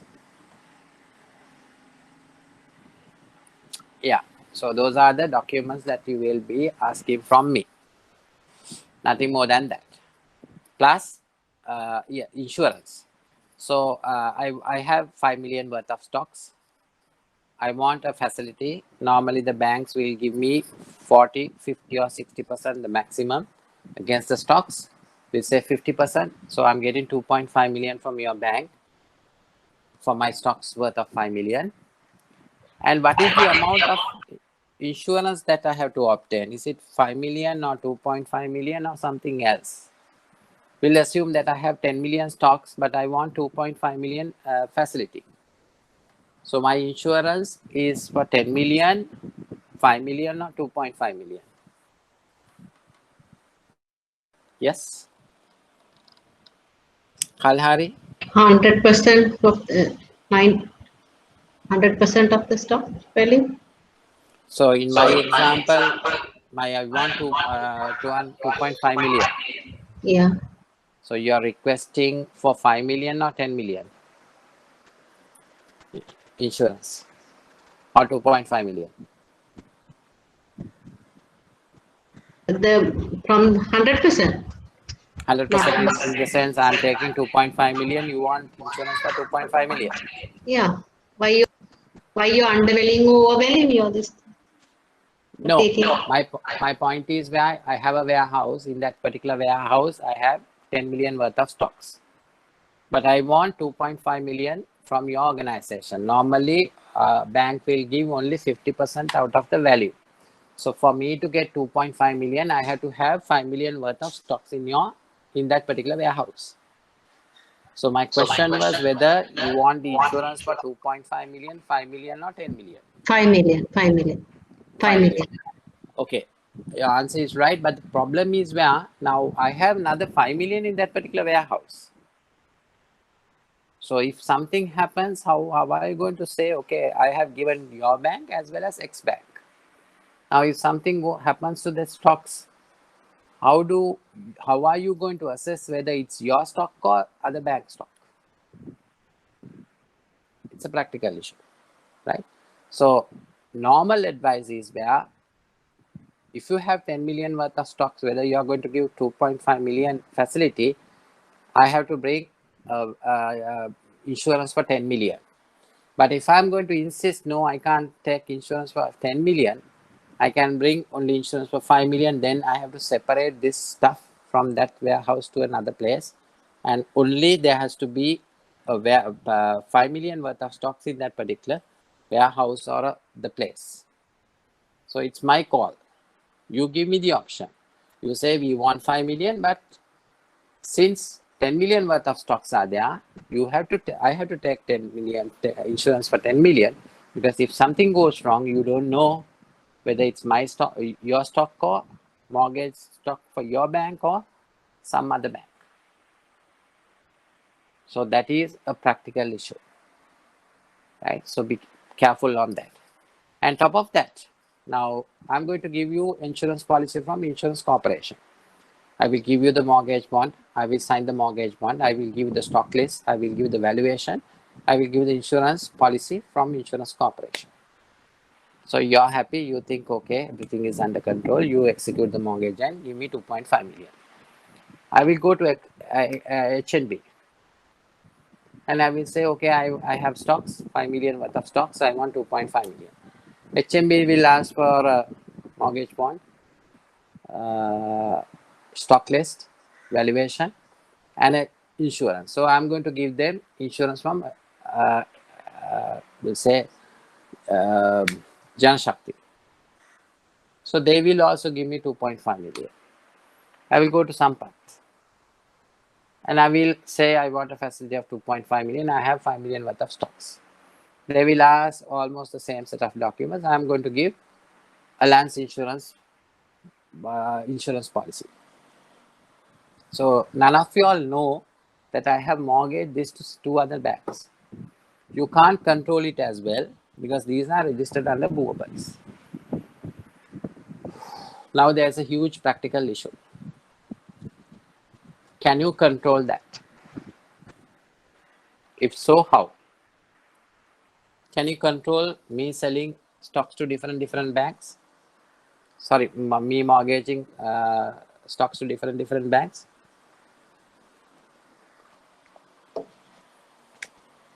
Yes. Can you control it? No, you can't control. So what you can do is, you can obtain an affidavit from me confirming that I have not mortgaged, lien, or pledged my the stocks to any other financial institution. That's it. Nothing more than that. You can't get anything else from me with regard to that. So what is important is the KYC, not my stock list. And top of that, when you go for recovery, we will take mortgage bond action and wait for 3-4 years. By that time, I have sold all the stocks. You will have an empty warehouse for you to execute your writ. Now, though the banks are giving a lot of mortgages, executing a lot of mortgages against stocks, when you come to realization, when you are taking at the beginning itself, there is no value of those stocks at all. There are a lot of practical issues. Top of that, sometimes you take stocks and book debts. It's the same, no big difference.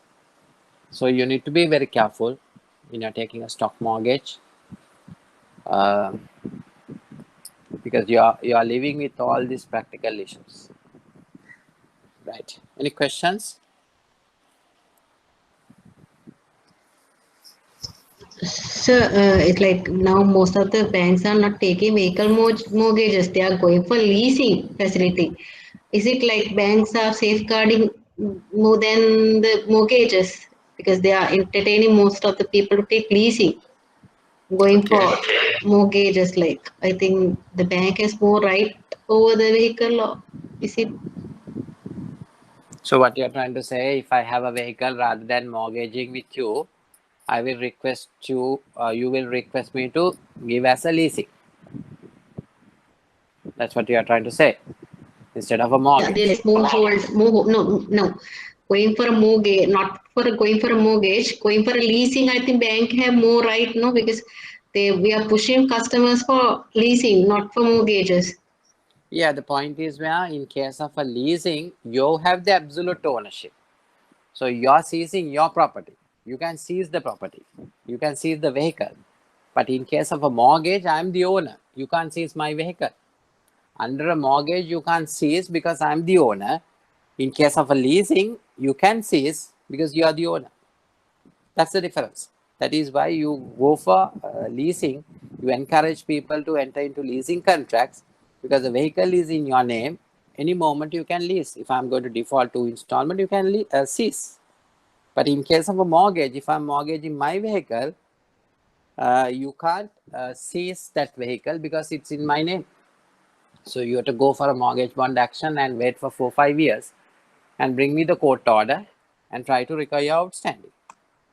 So after 4-5 years, sometimes the vehicle will not be there. We can sell the vehicle to the Panchikavatta for spare parts.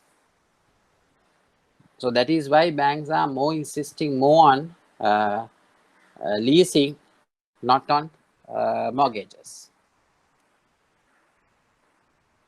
Yes, there is a question from Kumari. So this is not something related to the ongoing session, but I just need to confirm the fact that we can consider a power of attorney as a valid one without registering the same in the land registry. There is a slide on power of attorneys. I will explain your point at that time. It's there. I will be touching that. Right, Kumari? Okay. Anything else? Anything else? Any questions? So what you can take to avoid mortgaging the same stock to different banks, what you can do is you can obtain an affidavit from the customer that I'm not going to mortgage to any financial institution, or I have not mortgaged to any financial institution. That's it. So if I want the facility, I will sign for any document. No problem at all. But what control that you have at the end is a question. So understand these practical issues. So I strongly say that the relationship between you and the bank or the KYC is the most important thing, not this mortgage bonds or not the securities, but you're trying to hold and you're happy. You have securities. Now, today, what has happened to your NPL? Are they increasing or are they coming down? Yes, NPLs, are they increasing or coming down? Kalhari? It's increasing because people are not, because we are having moratorium and all that. So I think it's difficult. Yeah. People, So still you have securities with you all, no? yeah, securities are there, but when the government are introducing this moratorium and all that, so we have Yeah. to Forget usually. about moratorium. Forget about before this moratorium and COVID came in March. But last year, the NPL ratios were increasing. Last year, Yes. the whole year. Nothing to do with this moratorium or anything. But even at that point, you all had securities. Now, what can you do with this security if the customer is not going to pay? You can take me to court, that's it. You can get the judgment in favor, that's it. If I'm going to prove that I'm bankrupt, I can't pay a single cent, what are you going to do? Can you do magic? Can you put me into jail? No. Why? This is a civil offense. If it's a criminal offense, you can put me into the jail. What is the purpose of you putting me into the jail, if you can? So understand, these documents, securities are there. If the things are in order, only you can exercise it. If the things are bad, you can't do anything. Now the market conditions are such, you can't sell a property, you can sell a vehicle. So if the things are in order only, you can get the advantage out of that. Especially you keep the securities for a rainy day. If something goes wrong, you think that you can use it to recover the outstanding and converting into cash. But when the things are bad only, you're trying to exercise your rights. So at that time, no, there won't be a market for your product, a market for your security, and you will not be able to sell that at all. So based on the securities, if you are going to say, okay, if you have good securities, the NPL ratio is low, it's not the case. Right? Okay, anything else? Right. Referring to that stock mortgage, as you are telling that he's taking several insurance from several companies.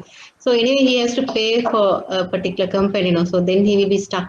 Like he has to pay What do you mean by separate. that? Pay in the Like sense? now he's taking a stock mortgage and we are asking for insurance. Like we Yeah. are for the, so if he's he's taking insurance from several insurance companies. Anyway, he has to pay the insurance for each and every company. I don't know whether they Yeah, are so given that's grace not a period or problem. not.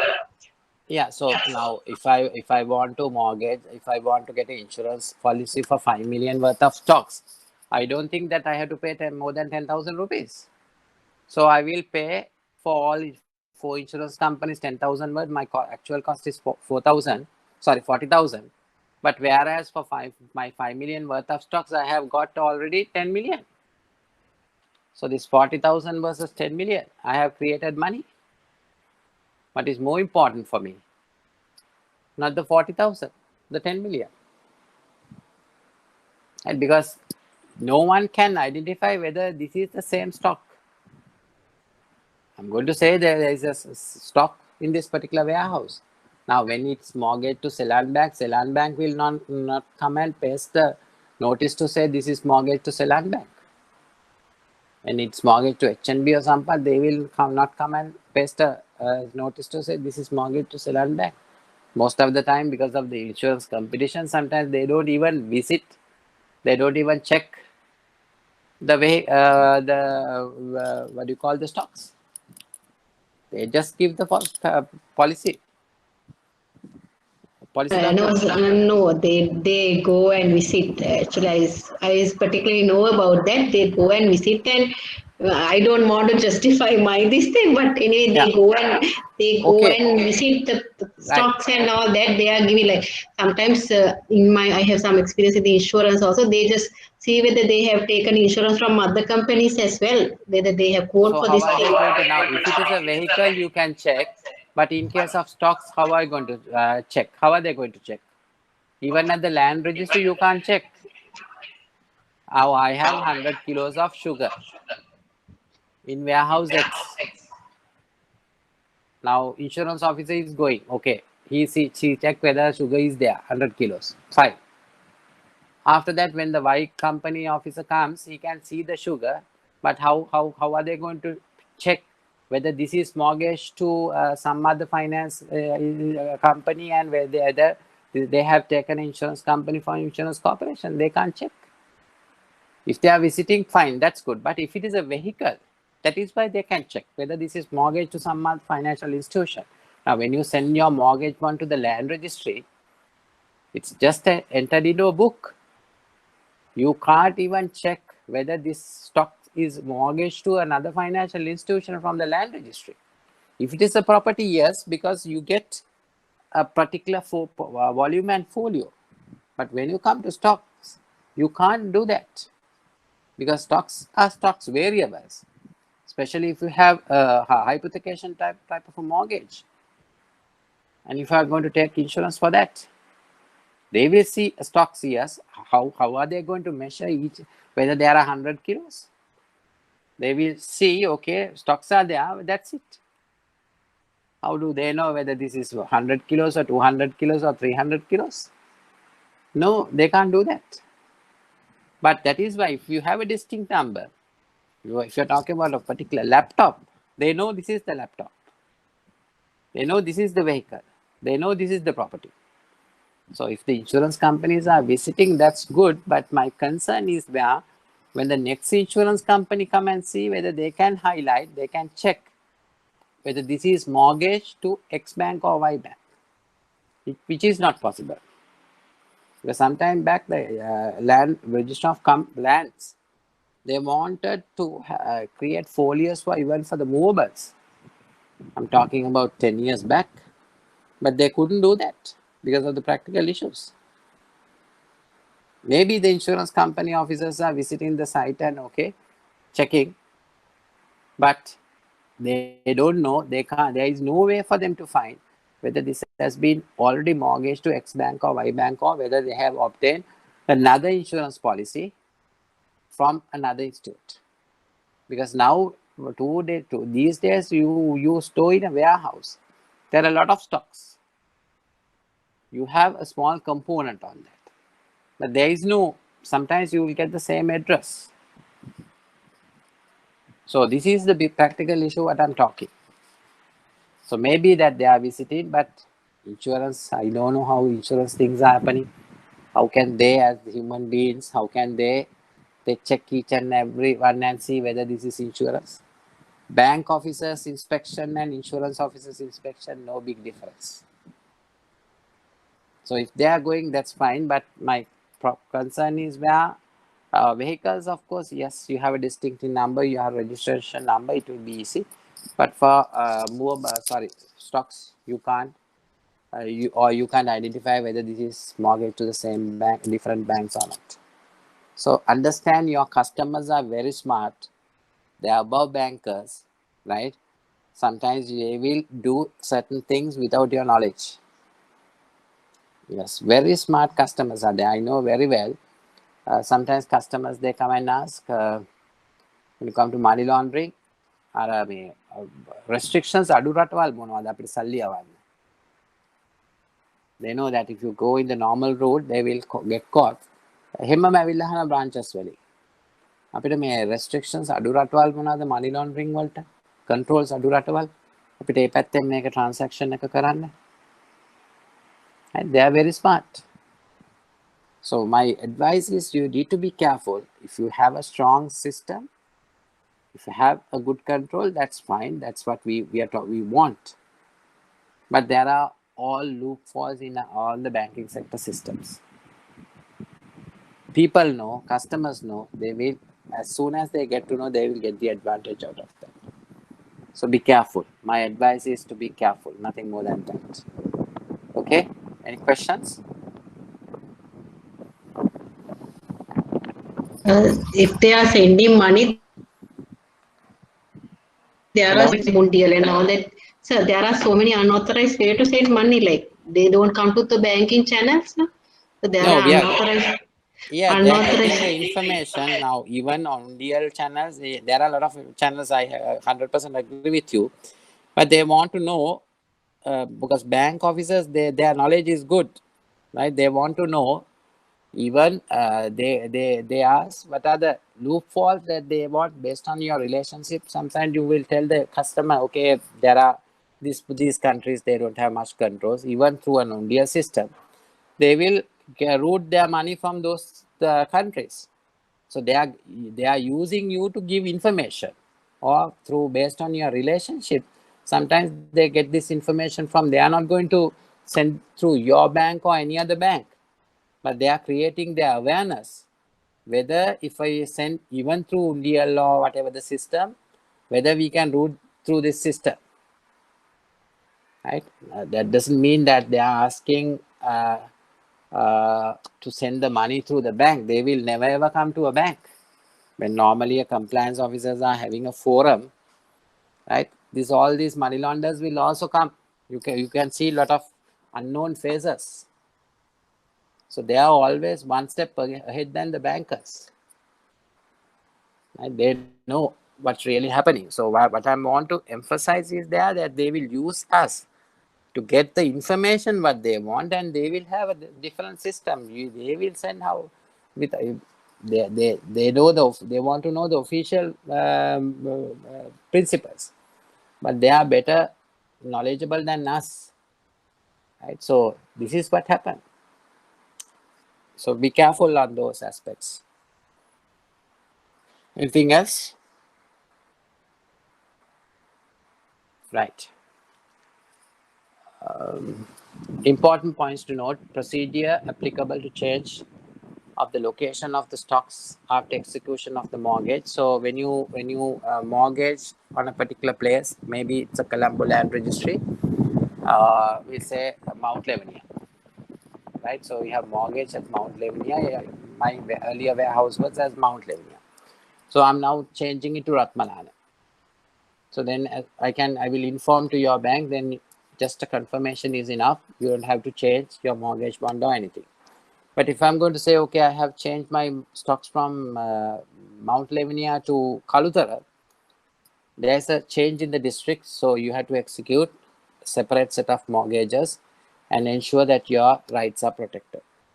So if it is within the same district, no change. If it is a different district, you have to execute the documents and ensure, at least by way of addendum or whatever, depending on your organization principles, ensure that your rights are protected properly. Okay.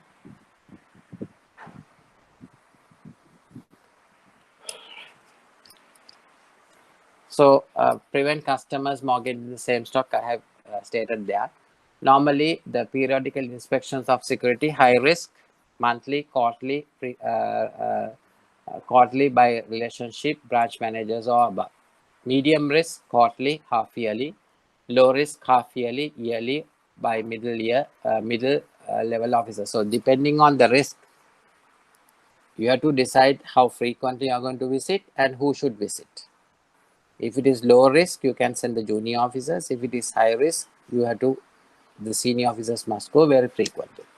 But there are certain instances where the bank officers, they don't know each and every or valuation of each and every stock. So in such instances, you have to ensure that you get the support from the experts. You should not try to do what you don't know. Better you get the advantage, you get the service of experts, then you will get the correct picture or correct pricing, right? So because you all don't know everything. So sometimes to save money, so save cost, you bankers are trying to do the inspection. Be careful. We are not expert for those. There are experts for those fields, but maybe based on your experience, you know certain valuation, but not everything. So be careful on that aspect. Now, so the machinery is almost the same procedure, same set of practices that you have to follow. Now, life insurance. Now, how many of you all have life insurance? Have you all obtained life insurance?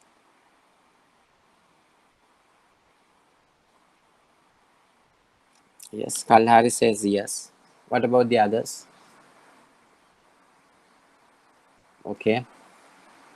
I'm not asking about the DTAP insurance, what you have taken for your property mortgage. I'm just asking whether you have a personal life insurance. No, not the DTAP, personal life. So insurance is, you can't consider it as a loss. You can't create profits out of insurance. It's there for you to support if something happens. So don't consider insurance as a cost. Don't calculate and see whether, okay, number of installments into the maturity value, what difference. And insurance for me is a savings.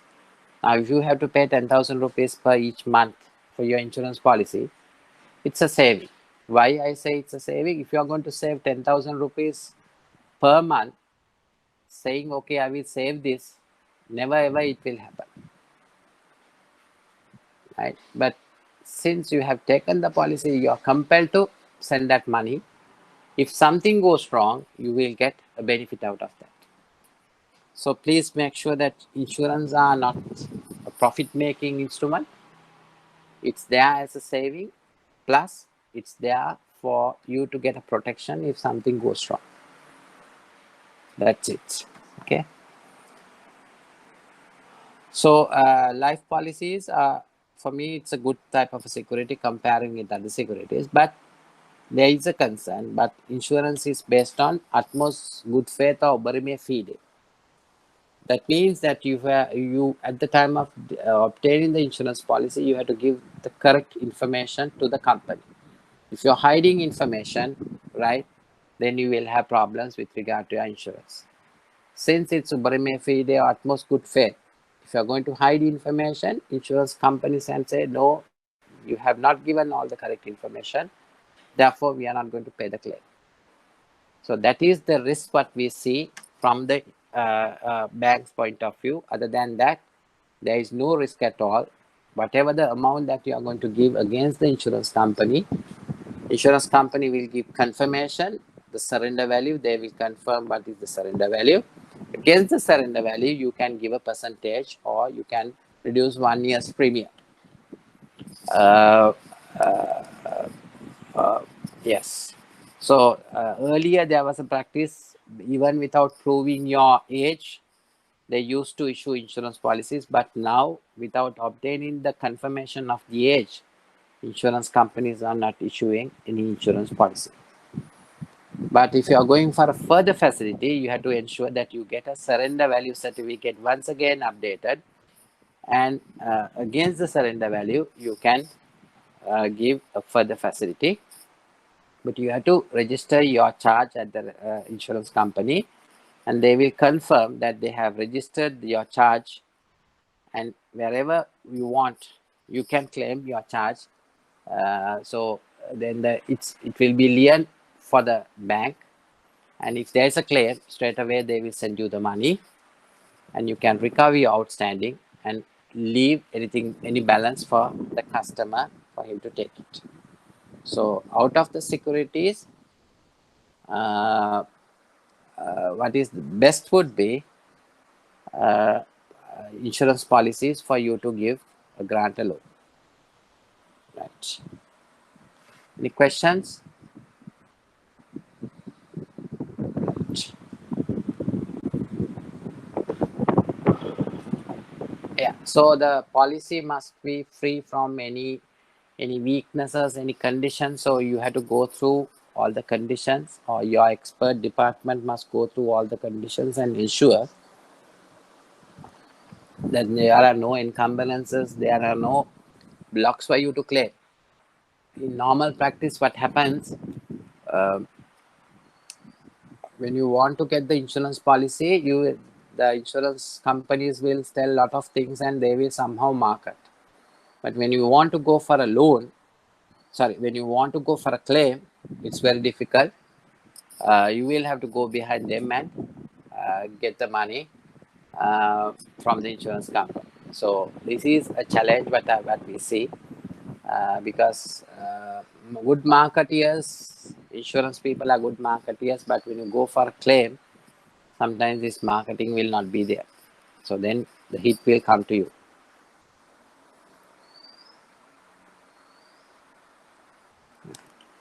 Any questions? Yes. Any questions?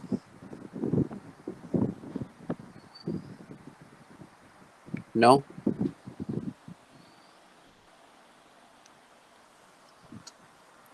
Right.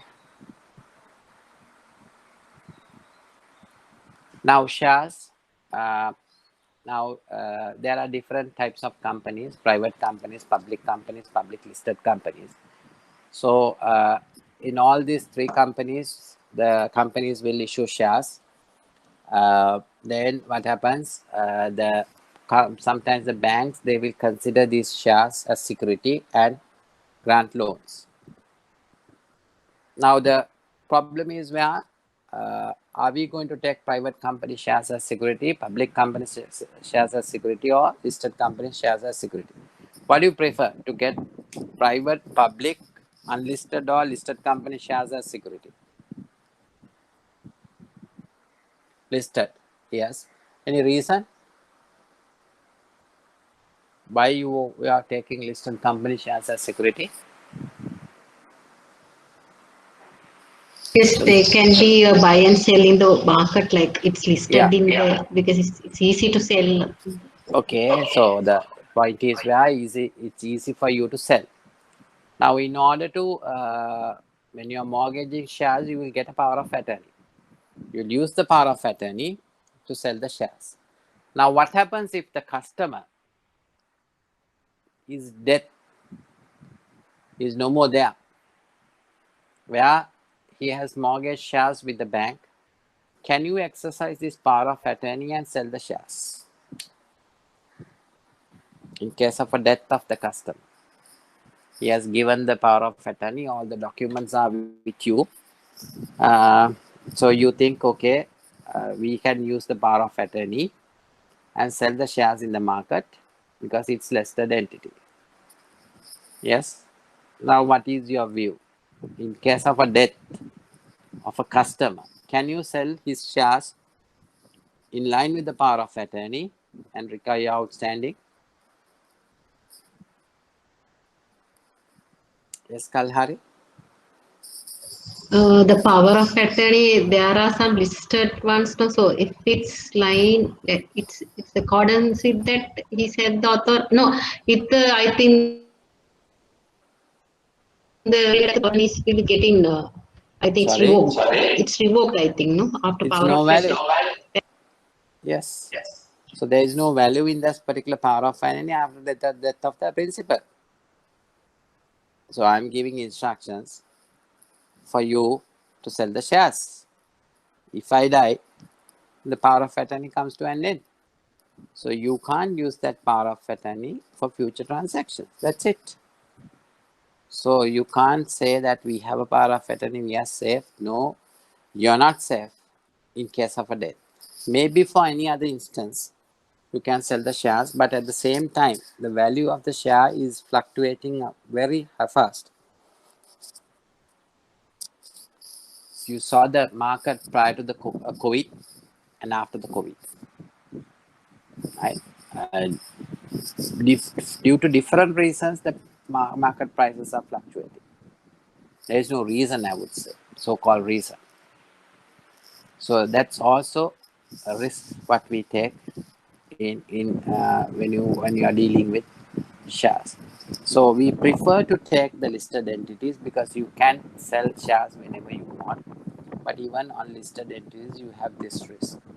Top of that, for unlisted and private companies, if the customer is defaulting, you have to find another person to sell the shares, which is not possible. Which is not in the sense not possible, it's difficult. So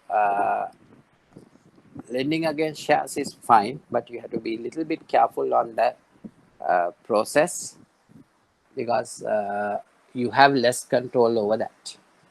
Okay, so that percentage of advance, normally 40%, nothing more than that of the market price. Documents to be obtained, you have to get the mortgage bond, share mortgage bond, you have to get the power of attorney, you have to get the dividend registration to ensure that all the dividends straight away come to your bank account for you to recover outstanding. And yes, those are the documents that you have to obtain from the insurance, from the shareholder.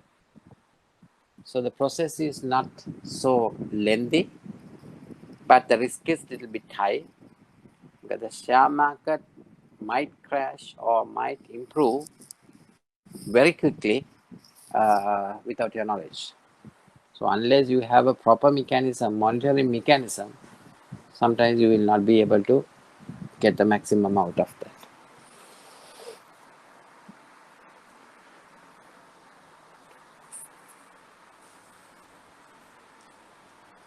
So because of that, if you are mortgaging a listed entity, you will have to have a tri-party agreement between the company, customer, and the CDS, confirming that they will help us in this process. If something goes wrong, they will release the shares to the bank for them to take appropriate action. So releasing is fine, but the point is where if the customer is no more there, that customer, whether the question comes whether the power of attorney is valid. In most of the time, the power of attorney will not be valid in such an instance.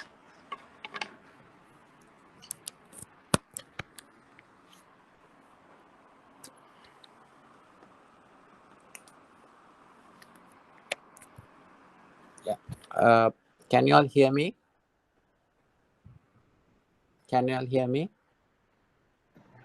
Yes, sir. Can. Yeah. Yes. Because I'm not using the mic because my battery is very low. I'm using to conduct the lecture the phone, and I'm using the laptop screen to show you the slides. I don't know, something went wrong at the beginning itself. So unfortunately my battery is low, so I'm just talking without the mic, so you all can hear me very well. Fine. Okay, any questions on shares? Yes, any questions on shares? On the list of the customer, so how do you claim that? How do you recover that? Sorry? So on death of the customer. Yeah. As How you you're said. going to claim? So how do you? Yes. Yeah. Yeah. So what you have to do is then there'll be a customer will have a case, testamentary case. You have to lodge your claim under the testamentary case as a liability. So normally an assets and liability will be there. He will have assets. Your property will come as your loan will come as a liability, and whatever the shares that he has mortgaged will come as assets. Through the testamentary case, you have to clear the stuff and get your money back. Otherwise you can't sell the shares. because without the customer's consent, customer is no more there. You can't exercise those rights, though you have the power of attorney. Power of attorney will come to an end as soon as the property or death of the customer. So you have to lodge your claim in the testamentary case and wait till the judgment comes, and after that only you can recover that money from the customer. Okay. Thank you, sir. Thank you, sir. Now, these personal guarantees, which are very common in today's context, because we rely more on personal guarantees than other securities. So out of the securities, I think best would be the personal guarantee, because someone else is guaranteeing your customer's facility. So that's a good positive thing. If something goes wrong, you have a guarantor. But the concern is where you have to ensure that you get the correct person as the guarantor. Maybe a reputed person, but if he doesn't have adequate money, then you are having problems, right? You will, now it can be a retired teacher, retired principal. He's a reputed person in that particular village, but he's signing for 10 million facility as a guarantor. Now what happens if the customer is going to default? Can you take 10 million worth of money from the pensioner? So my personal advice, don't take retired teachers and retired principals or government servants as guarantors unless they have adequate assets. From an ordinary normal person, don't take them as a guarantor, because in most of the time they have hard time. They don't have adequate money even to take their medicine, or their pension is not adequate to take their medicine. So don't take any senior citizens as guarantors, especially the government sector, who have worked for the government sector as guarantors. You are pushing them into deep trouble by getting their signature for the guarantee bond. Now, those days it was a privilege. Okay, signing as a guarantor means a big character in the society. You don't select normal people. You will select only the good people. So they think, okay, it's a reputed function to sign as a guarantor, but at the end, it's a huge liability. Without borrowing anything, without getting any advantage out of the facility, you have to pay someone else's facility. So from the bank's point of view, comparing with other securities, I think the guarantors will get more benefits, or you can get guarantees, because it's more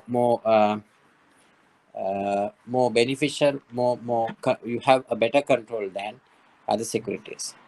Okay, right. So personal guarantees, all persons who have agreed to become guarantors should actually sign the guarantee. Otherwise, those who have already signed will not be bound. So this is a challenge.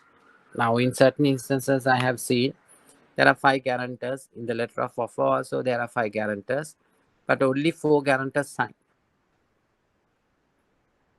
We say 100 million. You have given 100 million facility. In the guarantors' names list, you will have 5. In the offer letter, you will have 5, but only 4 has signed. Now, what I'm going to do with that particular personal guarantee? Can someone explain me and tell me what will happen to your rights for that particular guarantee bond? Yes?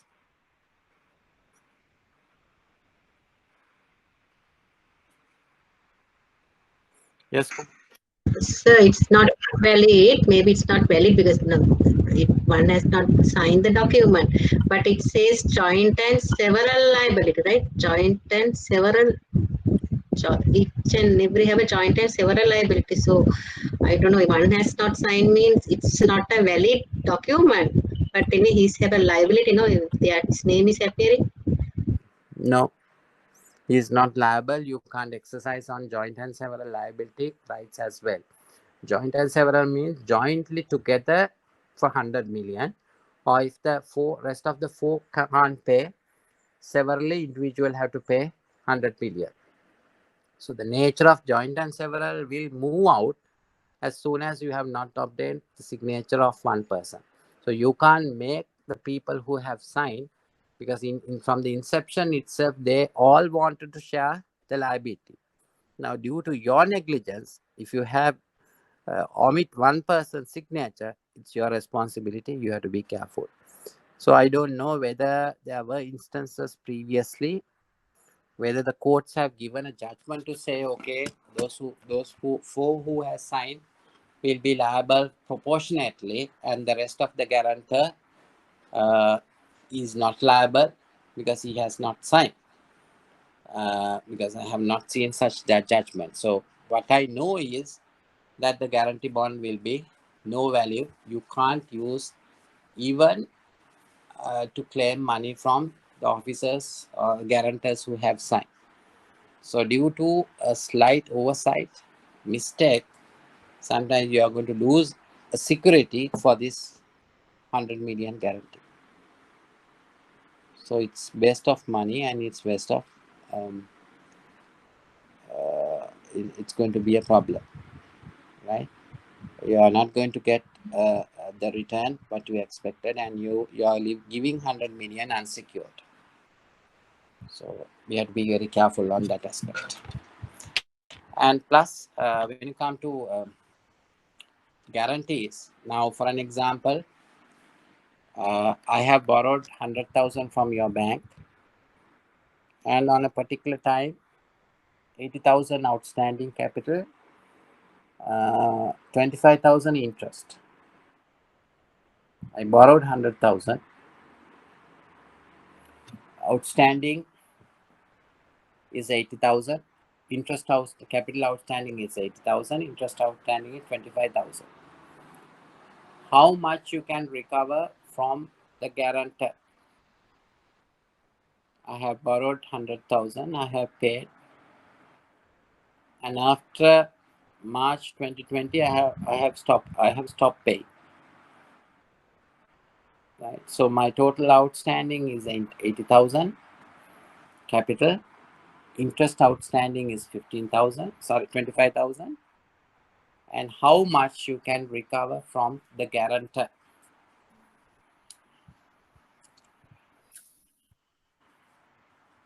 Only 80,000. Only 80,000. What about the interest portion?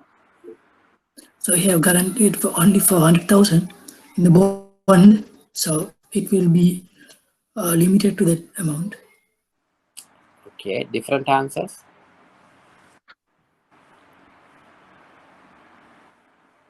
For the full amount. Full amount in the sense how much? 100,000 or 105? So 80,000, only 80,000, or 80,000 plus 25,000, or 80,000 plus 20,000?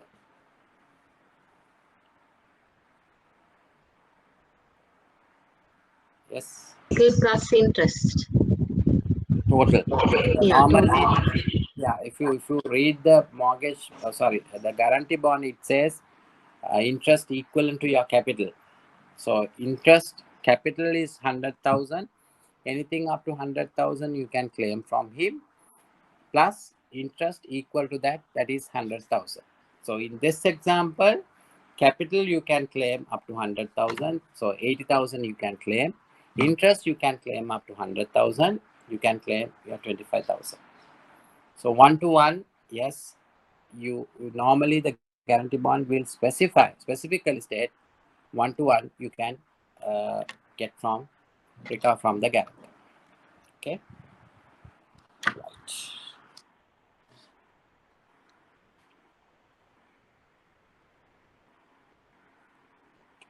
Now, why persons eligible to guarantee? There is a little or no difference between the person's capacity to borrow and that person's capacity to guarantee. So, any person who can borrow should be able to sign as a guarantor. So, there may be, for an example, father is obtaining the facility. Son is obtained in the facility. Father is signing as a guarantor. Okay. Now there is another important concept that you have to understand when you come to this guarantee, signing of guarantees, whether the guarantor has signed due to undue influence. Due to undue influence. Now, what is undue influence? What do you mean by undue influence? What is undue influence? You are using your power to convince the second person to sign the document. So there has to be a strong party, there has to be a weaker party. Now, father, son, if the father is 50 years and if the son is 20 years, father is strong. But if the father is 75 years and if the son is 40 years, son is strong, father is weak. And teacher, student, political leader and support, the person who is supporting. And religious leader, the follower. So there are different group of people who will, one party will be strong and the other party is going to be weak. The strong parties always try to use weak parties for their activities. So if the parties prove that he signed because of the undue influence or duress, duress means you are showing your power. It can be how powerful you are. It can be a weapon. I have a weapon, I'm showing a weapon to someone else and asking him to sign as a guarantor. So that poor person will sign as a guarantor because fear of death. Right? So that type of things are also there in this particular process. You need to consider. Now, why a personal guarantee for third party security? Do you all take personal guarantees for third party securities? Yes.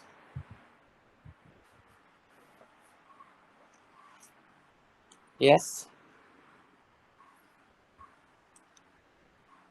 Kumari, Amila, do you all take security for third party, a guarantee bond for third party security? What is the reason?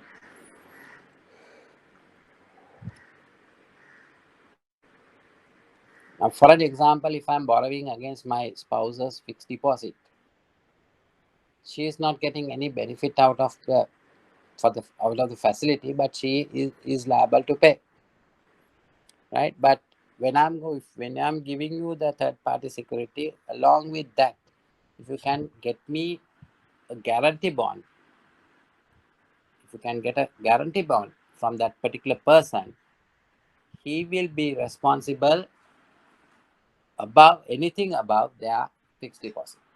So he can't say, look here, I was not aware about this facility, because he has signed as a guarantor. He can't decline. So in most of the cases, what happens when you get the third party security, especially a fixed deposit, sometimes the third party will come and say, inform, look here, I never got any advantage, benefit out of that. You have kept this FD as a security for someone else whom I don't know, and you have given him a facility. So then what I'm going to say? I'm going to say no. But if that person has signed as a guarantor, we take only 5D, yes. But if you have taken as a guarantee, yes, then he is automatically responsible as a guarantor. So he can't decline your claim. Right.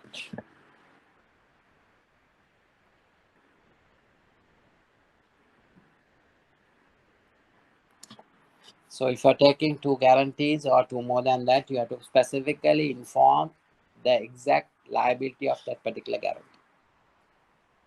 Right now, for an example, I have given a guarantee of 400,000. So that I have given the guarantee for X. X has settled the facility to 0. Now, You're trying to use the same guarantee for another facility for X. Can you do that? Can you do that? Can you use the same guarantee for another facility which already used? No, you can't use. Why? I have guaranteed a facility which was given earlier, not for a subsequent one. If you want me to sign once again, you have to get my consent and prepare all the documents and get a fresh guarantee, but you can't use the previous guarantee at all.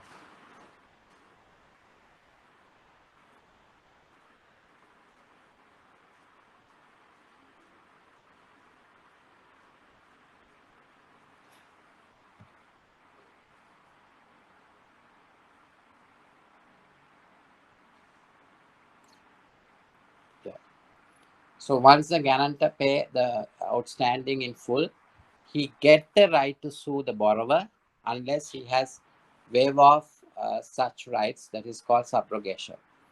So I have defaulted, you have given me a guarantee, and if something goes wrong, you will have to pay the bank, but in turn you will get a right to take action against your or of that particular guarantor to recover the money. So discharging of guarantees, there are different ways. Discharge by payment, discharge by release of the principal debtor. You release the debtor. Discharge the material variation of principal contract. Discharge by material variation of contract of the guarantee. Discharge by change in legal position of the parties. So there are different instances where you can change a guarantee, but you have to ensure that you change and you have to get the consent of each and every guarantor to ensure that your documentation are up to date.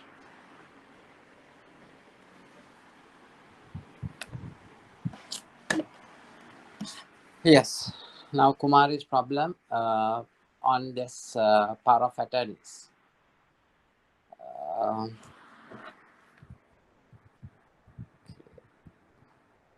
Now registration, now the power of attorney. Now if tomorrow I'm going to come to your bank saying that my wife has given me a power of attorney to open an account. Okay.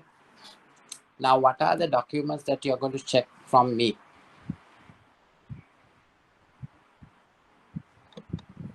I'm going to bring you a copy of the power of attorney to say that my wife has given this power of attorney. Please, I want to open an account. Can one of you all volunteer and tell me what are the documents that you have to check?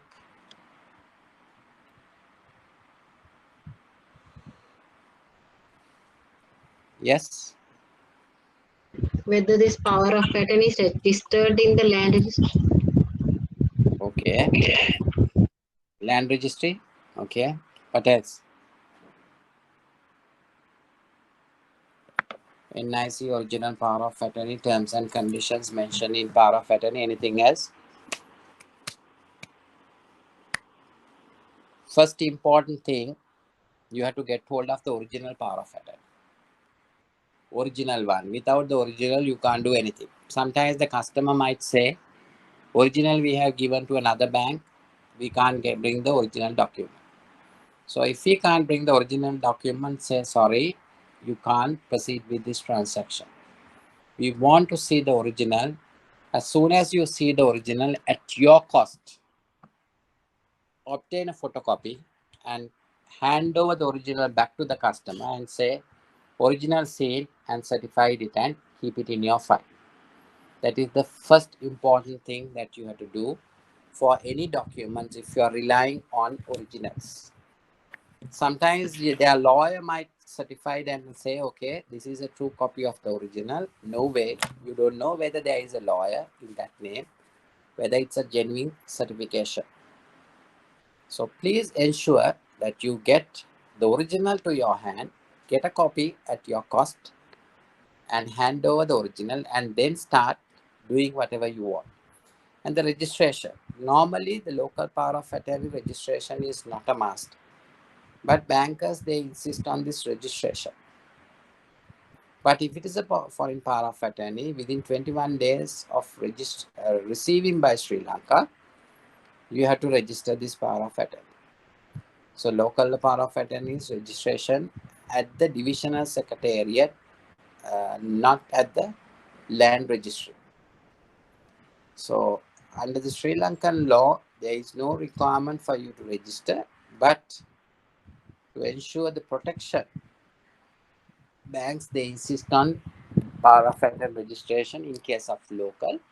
But if it is a foreign power of attorney, no argument, you have to ensure that you get registered at the Registrar General's office, not the division, not the division secretary, it's the Registrar General's office. That's the requirement. So then what happens? Okay, you know it's registered. You have the certified copy, certified by you yourself. Then you go through the provision, whether this is available, whether there are rights for him to take a decision.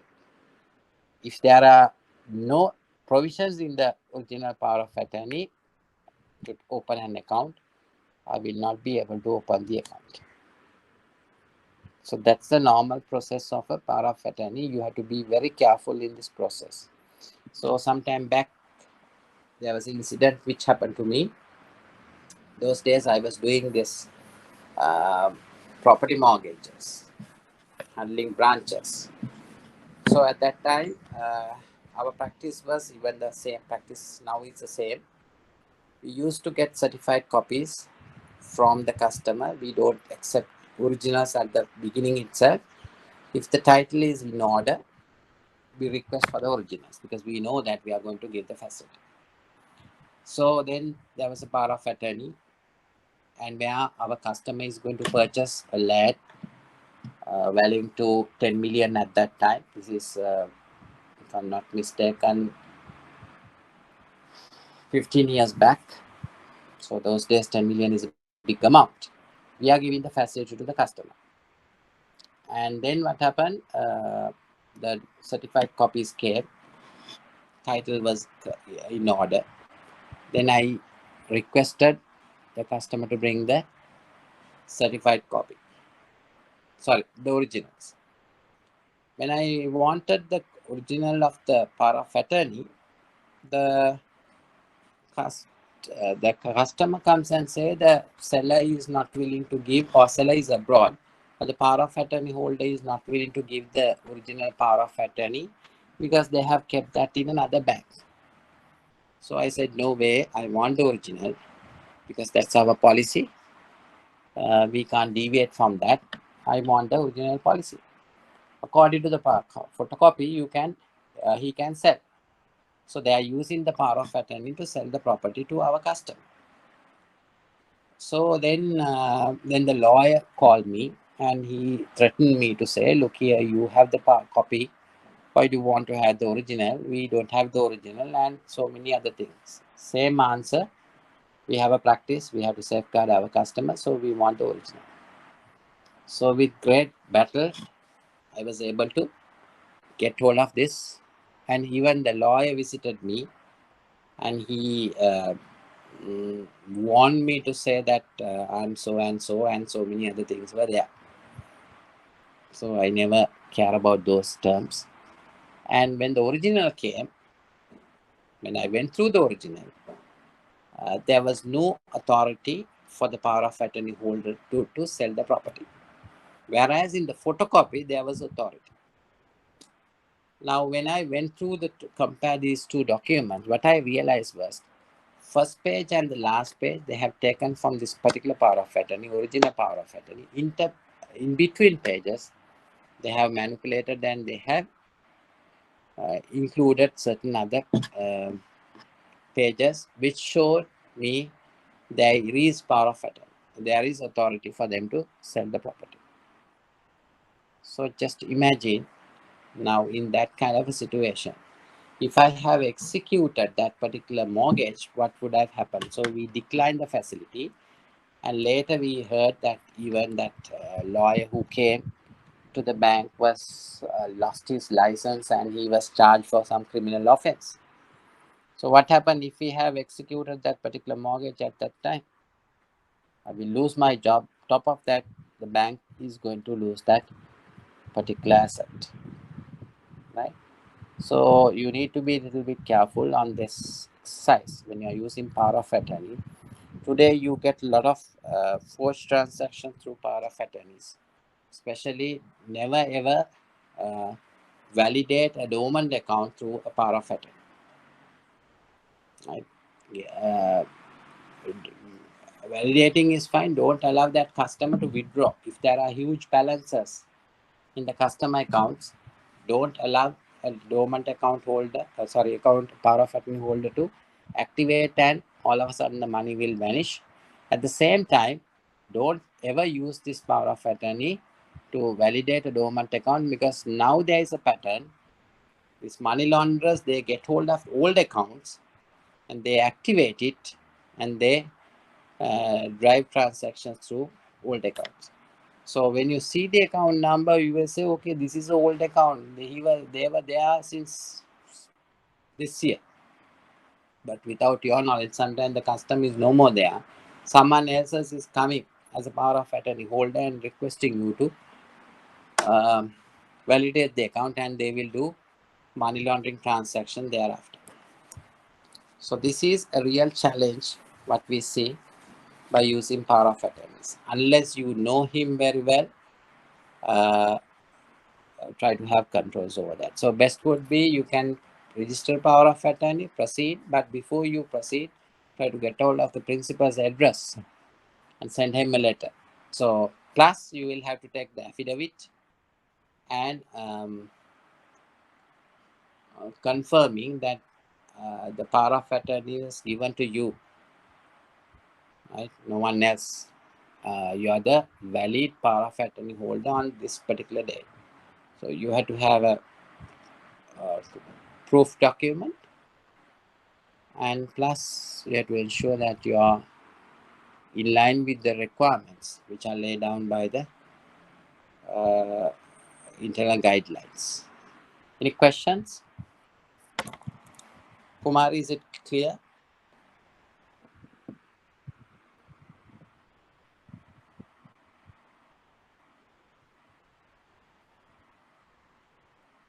No, you don't have to obtain an affidavit for each and every transaction, but you have to be careful. You should be able to understand his pattern, whether he is just withdrawing money, or whether he is trying to take all the money out, and what is his relationship with the customer.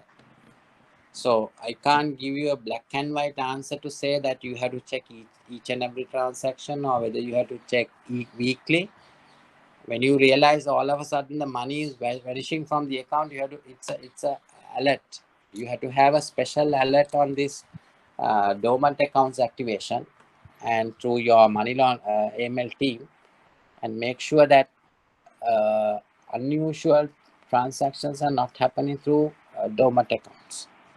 So I can't give you an exact answer how frequently you have to get this power of attorney. No need, but the affidavit.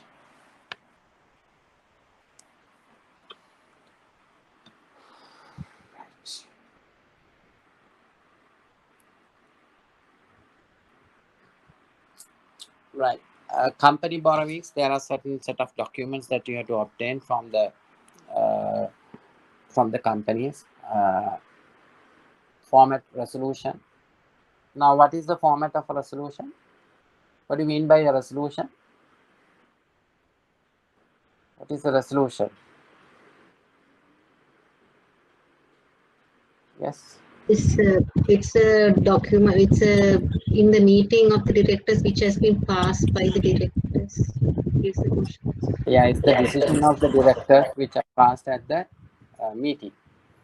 So there is a format for the what do you call this resolution. It has to be on original letterhead, not a photocopy. And who should sign a resolution? Company secretary. company secretary. Company Only secretary. Company only the company, only the secretary company. or the secretary, director. Yeah. Do you have to have the common seal? Do you have to Can't, have the common seal? Sorry. I can't get you, sir. Do you want the common seal?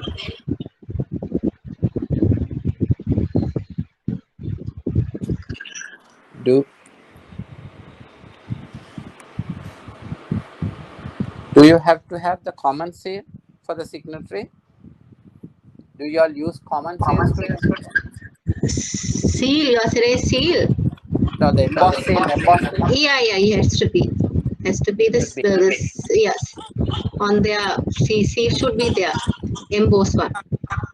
Okay. For other documentation, do you all use this common seal?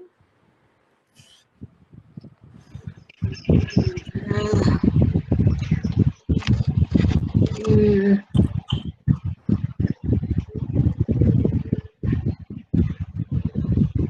Yes. You use the common seal today? not for all, but for the resolution, yes, we need. Okay. Now, common seal is, now there are certain arguments to say that common seal is not required now. It's a old document. Under the New Companies Act, they have taken out this common seal requirement. So now the common seal is not there, right? Under the New Companies Act, there is no such statement there. So common seal is the signature of the company. Two directors are witnessing the signature, right? That's what normally happens. So whether you are going to use the common seal or not is a call. You have to check the articles and see whether there is a requirement of a common seal. If there is a requirement of a common seal, definitely you have to get the common seal. If the articles are silent with regard to the common seal, then you have to get a resolution from the directors confirming that they have taken a decision not to use the common seal. So unfortunately, majority of the bankers say now the common seal we don't use because there is no requirement of common seal, because the New Companies Act says the common seal is not important. No, you can't say that argument because there is no specific statement to that effect in the Companies Act. So if it is there, you have to have, yes, you have to get it. If there is, if it is the articles are silent,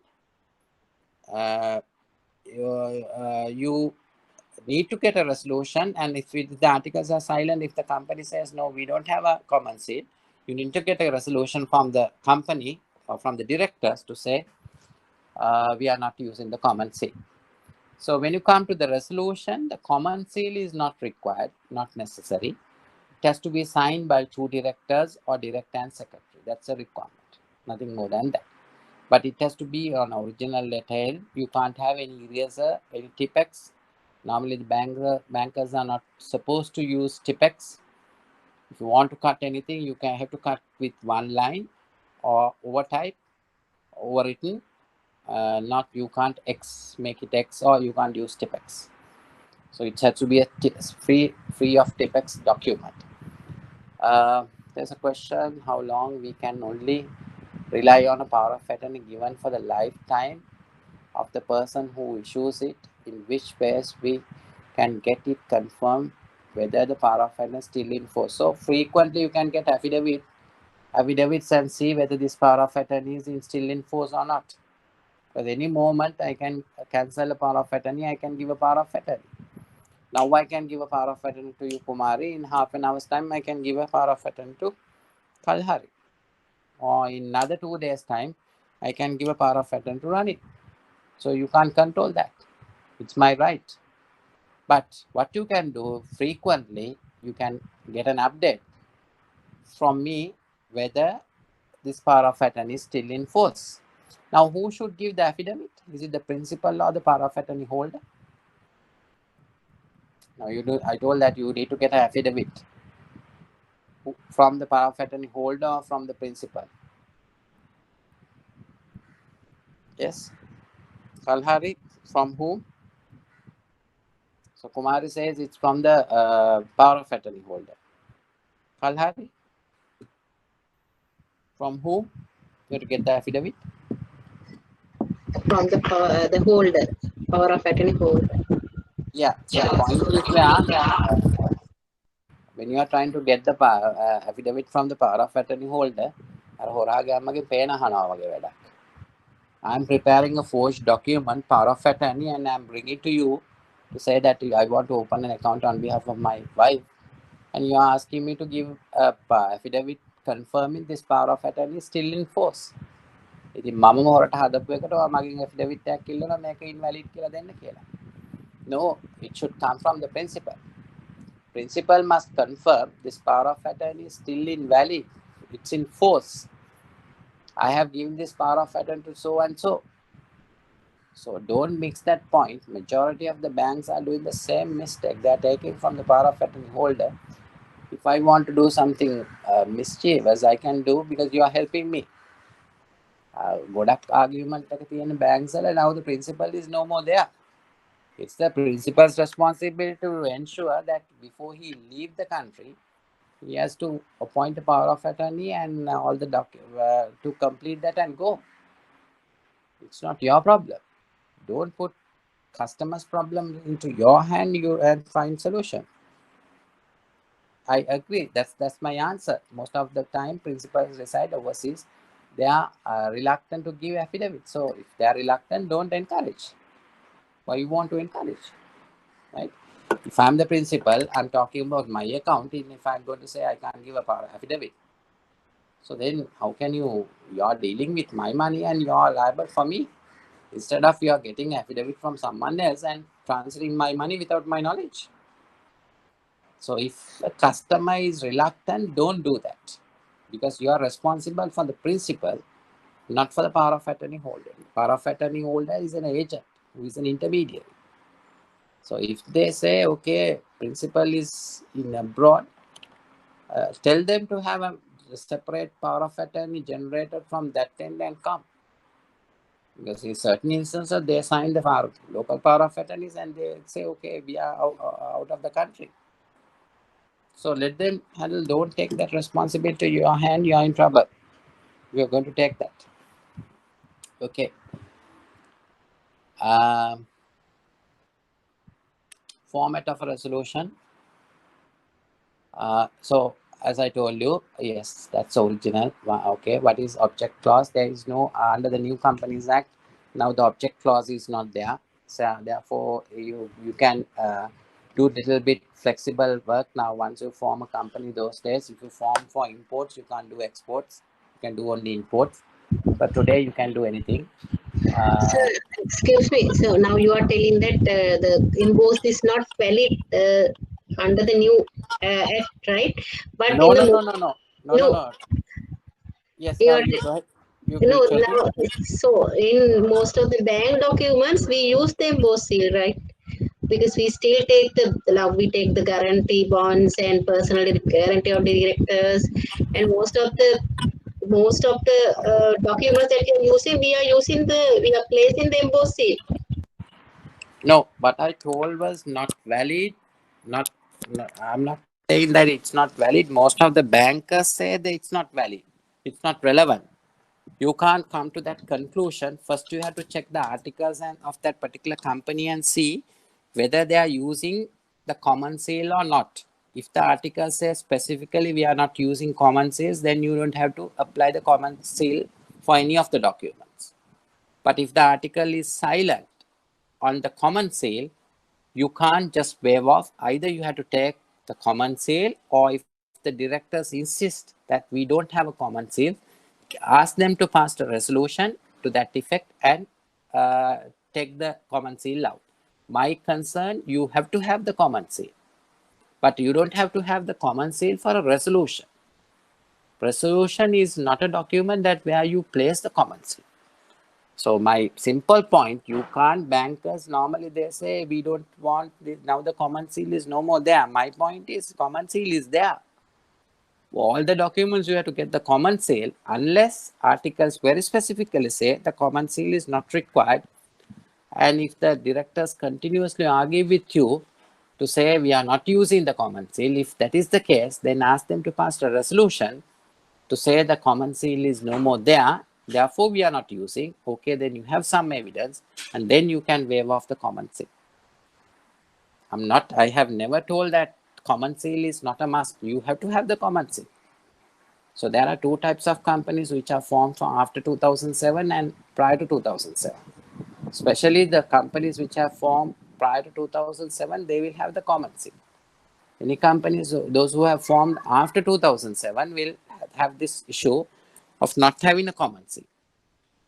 So I think you have taken it a little bit wrong. My point is you have to have the common seal, but if you are going for a deviation, it has to be specifically stated in the articles, or you have to have an affidavit, you have to have a resolution from the company to say that we are not using the common seal. If not, you have to have the common seal.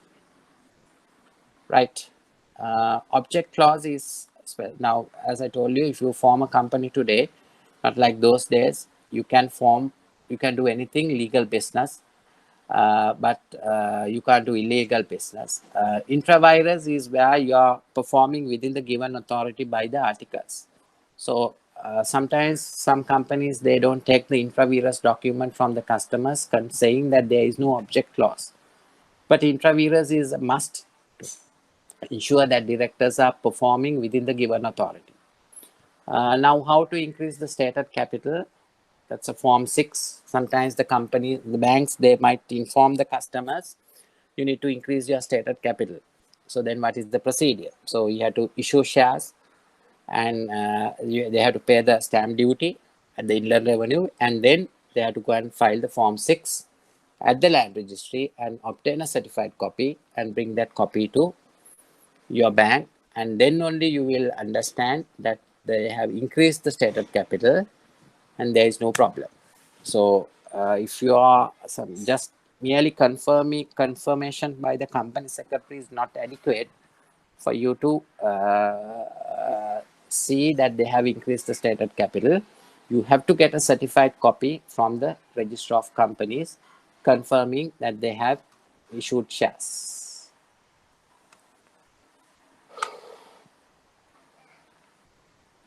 Now, signatures, yes, the concern is where, now do you have the habit of, if a customer is signing in Sinhala, do you use rubber stamps to say the ihata karunu therun gena assam kara or something? Kalhari? There in the mandate itself, the clause is there. Ihata karunu say yunuma pavattagane, the clause is there in the mandate itself. Okay, if I'm signing an offer letter in Sinhala, do you use that rubber stamp? No. No. Why? Any other bank who is using this rubber stamp if the customer is signing in Sinhala? No. Right. So then that's fine. So now the point is, there are certain banks, they use this rubber stamp to say if the customer is signing in Sinhala, they use a rubber stamp to say the ihata karunu therun gena assam kara. But the point is where if the customer signature is just a 2 dotted line or 2 dots, is it Sinhala, is it English, or is it something else? No, it's not the case, right? So the customer's signature, whether it's English, Tamil, or Sinhala, is not important. What you have to understand is whether the customer understood what is there in the offer letter. So best would be, in whatever the language that he is thorough, request him to say, I agree with the above terms, and place his signature, or ihata karunu therun gena assam kara and place his signature. But it's in English in the offer letter, we just put it the wording, but not in Sinhala. Because our offer letters are made in English now, sir. So in the English, we are just mentioning like that, and we are signing according to that, but not in Sinhala. If his signature is in Sinhala, we don't put that wording in Sinhala. How do you know whether he understood that? For an example, if I'm going to prove that I don't know any English word, right? You are typing in English all your documents. I don't know. I don't know any single word. If I'm going to prove in front of quotes, right? If I'm going to say I don't know any English word, I can't understand what is there. And what I'm going to do? So best would be maybe that your document is in English. Fine, that's not a problem. Ask him if he's thorough in English. You can ask him to say I agree with the above terms and condition and place his signature. Whether it's English, Sinhala, Tamil, or a symbol is not important. Whether he's going to sign English, Sinhala, or Tamil, once again, no problem. Ask him to write on his most conversant language. ඉහත කරුණු තේරුම් ගැන අත්සන් කරා කියලා signature එක දාන්න කියන්නේ. That's it. Because you have to prove whether he understood what is there in the document. On a later date, if he's going to prove, I can't understand, I never knew what is there in the document because I don't have that knowledge, you're in trouble. So be careful on that point, because majority of the banks, they do that mistake. They sometimes, if the customer is signing in Sinhala, they place a signature, right? So then sometimes when the customer is signing in English, they get the singular signature, and they have different practice. What is important, whether the customer understood what is there. If that is, sir, excuse me, for the mandates we are having like that. We have seen mandate is different. Mandate is a printed one, right? Now mandate, once again, what you do is you tick the boxes and ask him to place the initials and sign here. Sometimes most of the information you fill. And if you have a better control than to say, no, he is the one who filled all this information, then that's fine. But what control that you have to go with your system. A mandate is separate. Mandate is something that I have given some years back. Today I have opened the account in 2000. After 20 years, I'm coming for a facility. So there's a huge gap between those 2 days. So be careful on that aspect, right? So there are some other points when the people who can't sign, how they are going to get the signatures or everything is there. Just read, those are important, right? Now, when you come to immovable property, so there are land, building, machinery is permanent to the fixed to the land. So the important point when you set of points will be that you have to check the title for 30 years or 25 years, depending on your organization. But you have to ensure that the title deeds are original, right? Once again, the understanding of your customer, KYC of your customer is very important, because there are a lot of forged documents in circulation. There are a lot of transactions over the forged documents as well. So you all have to be very careful on that aspect. So when you're taking a mortgage bond, property mortgage bond, definitely you have to check the title. You have to have the original deed with you, and you have to get the local authority certificates, extracts to cover the required period, right? Valuation, and a title certification or a title report from a lawyer. So if your lawyers are happy with this particular process or with regard to the title, if the title doesn't contain any encumbrances, definitely you can grant the facility, but make sure that you send the mortgage bond at your earliest, not delaying it. Because as I told you, sometimes you will lose priority. Customer can mortgage the property, sign your documents today, and he can go and sell that property to someone else through a certified copy of the original deed. It's possible. So the original deeds are with you. A person has purchased the property before you register your mortgage at the land registry. Someone else has purchased the property without knowing that there is a mortgage at your bank, and finally you will have problems because all of a sudden when your mortgage goes, there is another transaction which is registered above your transaction. So it's going to be a problem. You need to be very careful, because today there are a lot of transactions on forged transactions. Now, especially even if you all have properties, unattended properties, especially bare lands, you have to be very careful. Make sure that at least you file a caveat at the land registry to ensure that you are the owner of this particular property.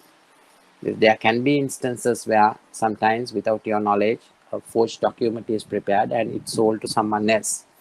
There was one particular case where the owner was abroad, right? And there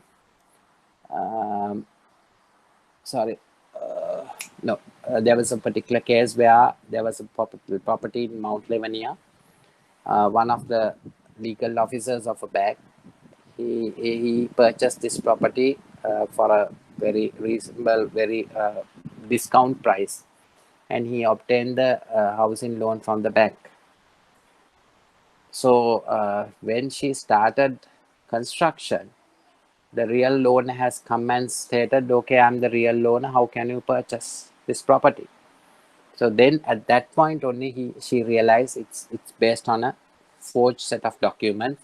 Even she's a lawyer, she personally checked at the land registry, everything was in order, but based on a set of forged documents. Even today, she's paying the loan without a property.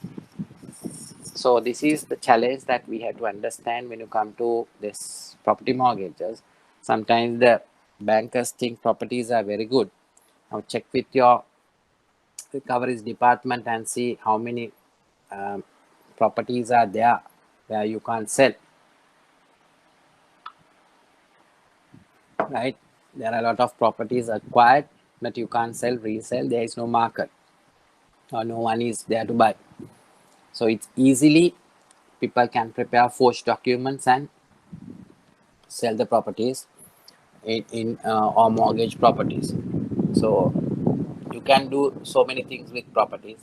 So you all have to be very careful on that aspect. Okay. Okay. Any questions? Important points to note with any questions on property mortgages. So the title deed has to be a clear one, and the local authority certificates. Once again, local authority certificates you have to ensure. Now, what is the validity period of a local authority certificate? Validity period of a local authority certificate? 3 months. 3 months. Okay. Okay. Who says 3 months? 6 Who months. says 6 months? Buddhika? Who says 6 months? 6 months. Who says 6 months? Ranin, who says 6 months? Yes, fine. Yes? 6 months. Who says 6 months? You know that right now you are saying, is there a confirmation from the local authority to say this is valid for 6 months? Have they printed there? No, in practice. Yeah, normally what happens, there are different arguments from the business to say, okay, it's valid for 3 months, 6 months. Printed. Sometimes it's printed, okay, but now the point is where, okay, you get a local authority certificate and it says, okay, it's valid for 3 months or 6 months.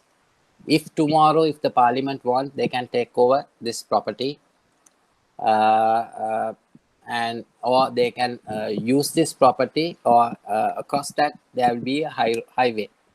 So then the validity of the local authority certificate, no one can confirm unless they have specifically stated even 6 months. If the government want, they can acquire the property or they can use that for any other business. So without stating 6 months, you can't come to an assumption to say it's valid for 6 months. So be careful on that aspect, right? You have to be very careful on that aspect. Sometimes the bankers say, okay, it's valid for 3 months, 6 months. No, that is not the case. Right. These are important points that you just go through leisurely.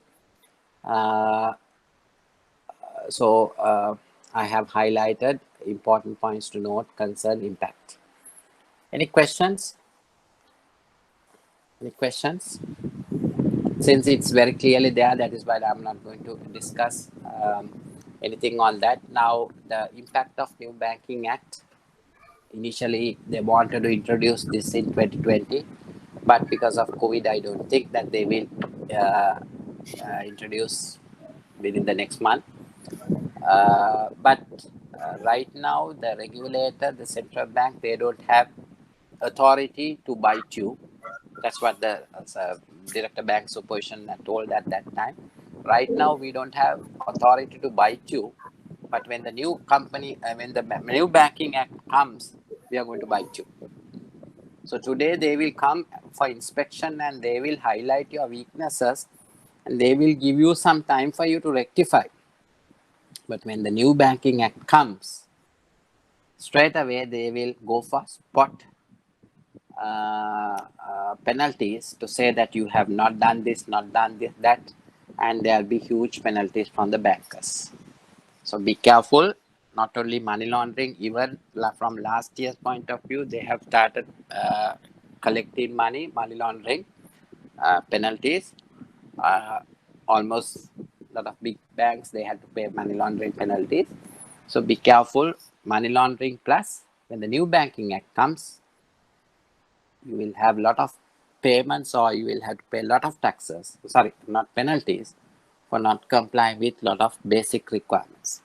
So that is one reason where they wanted to amend this banking act to bite you all. Right now, they don't have authority. So it will come very soon, and it will bring a lot of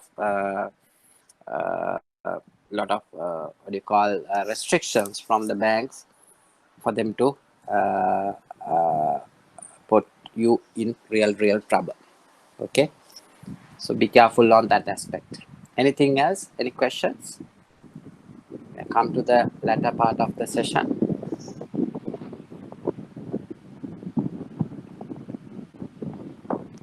Anything else? Any questions? No. Right. So we have a huge challenge from the banker's point of view. Be careful on that aspect, right? We need to because the huge challenges are with us, especially the customers are not performing. And is Ranil, is there a question? Yes, sir. Yeah. So regarding power of attorney, so can you power of attorney give to anybody? Yes, no problem. You can give a power of No. attorney to any person in case Any of person. personal power of attorneys, but in case of a partnership, we insist to give the power of attorney to another partner, not to an outsider. Because partnership is two or more people running a business with a view of earning profits. So running a business in common, two or more people running a business in common with a view of earning profits. So if you're going to give the power of attorney to totally outside person, he is not in common. So therefore we insist the power of attorney, if you are giving to a partnership, it has to be an existing partner, not for an outsider. In case of foreigner, Yes. can we give power of attorney to foreigner? So I'm going to give a power of attorney to a foreigner. No problem. Can. Why? So even if I want, I can give a power of attorney to my 12-year-old son, because I am responsible for that. The point is where you can give the power of attorney to any person, but when you say that he is not a citizen or if he is a minor, you have to be extra careful. If something goes wrong, you will not be able to claim from me for that particular facility. Because I am appointing, you have to ensure that you are getting the signatures within the authority, right? So even a minor I can appoint because it's my transaction between me and you, but you have to ensure that he is performing within the given authority. So that's why we normally discourage, but legally there is no restriction for me to give the power of attorney to even for a foreigner and or even for a minor. But normally we don't encourage that, because if there is a dispute, you won't be able to bring this foreigner as a witness, because he might say, okay, I'm out of the country and I'm not coming. Even you won't be able to trace him. So that's a practical issue. Don't involve in unnecessary practical issues. Yes. Anything else? Thank you, sir. Anything else? No. Right, then be safe, and it's your responsibility to protect the future of this banking industry, right? Because it's your future. It's going to be very challenging. There'll be a lot of mergers in the finance sector as well. Even it's not surprising for me, even if two banks, state banks, Bank of Ceylon and People's Bank is going to merge each other. It's nothing surprising, right? Because we want big balance sheet. Government will try to take to ensure big balance sheet. They might even go up to the extent of merging two big banks to get big borrowings from overseas. So you have to be capable. You have to ensure your seats are safe and go for multi-skilling. Don't wait, stop at this point. Your education. Those who have not done banking, make sure that you complete your banking and go for another skills, another new knowledge, and make sure that you secure your position when the challenge comes. That's important. Okay then, if you don't have any questions, thanks a lot. Sorry about the initial 20 or to 25 minutes miss up, because I don't know what really went wrong. I used the same laptop and the same headphones, but unfortunately it didn't work, but somehow I was able to join. Sorry about that. Be safe and make sure that you use your sense to drive your business future. Okay, thanks a lot. Thank you. Thank you, sir. Welcome.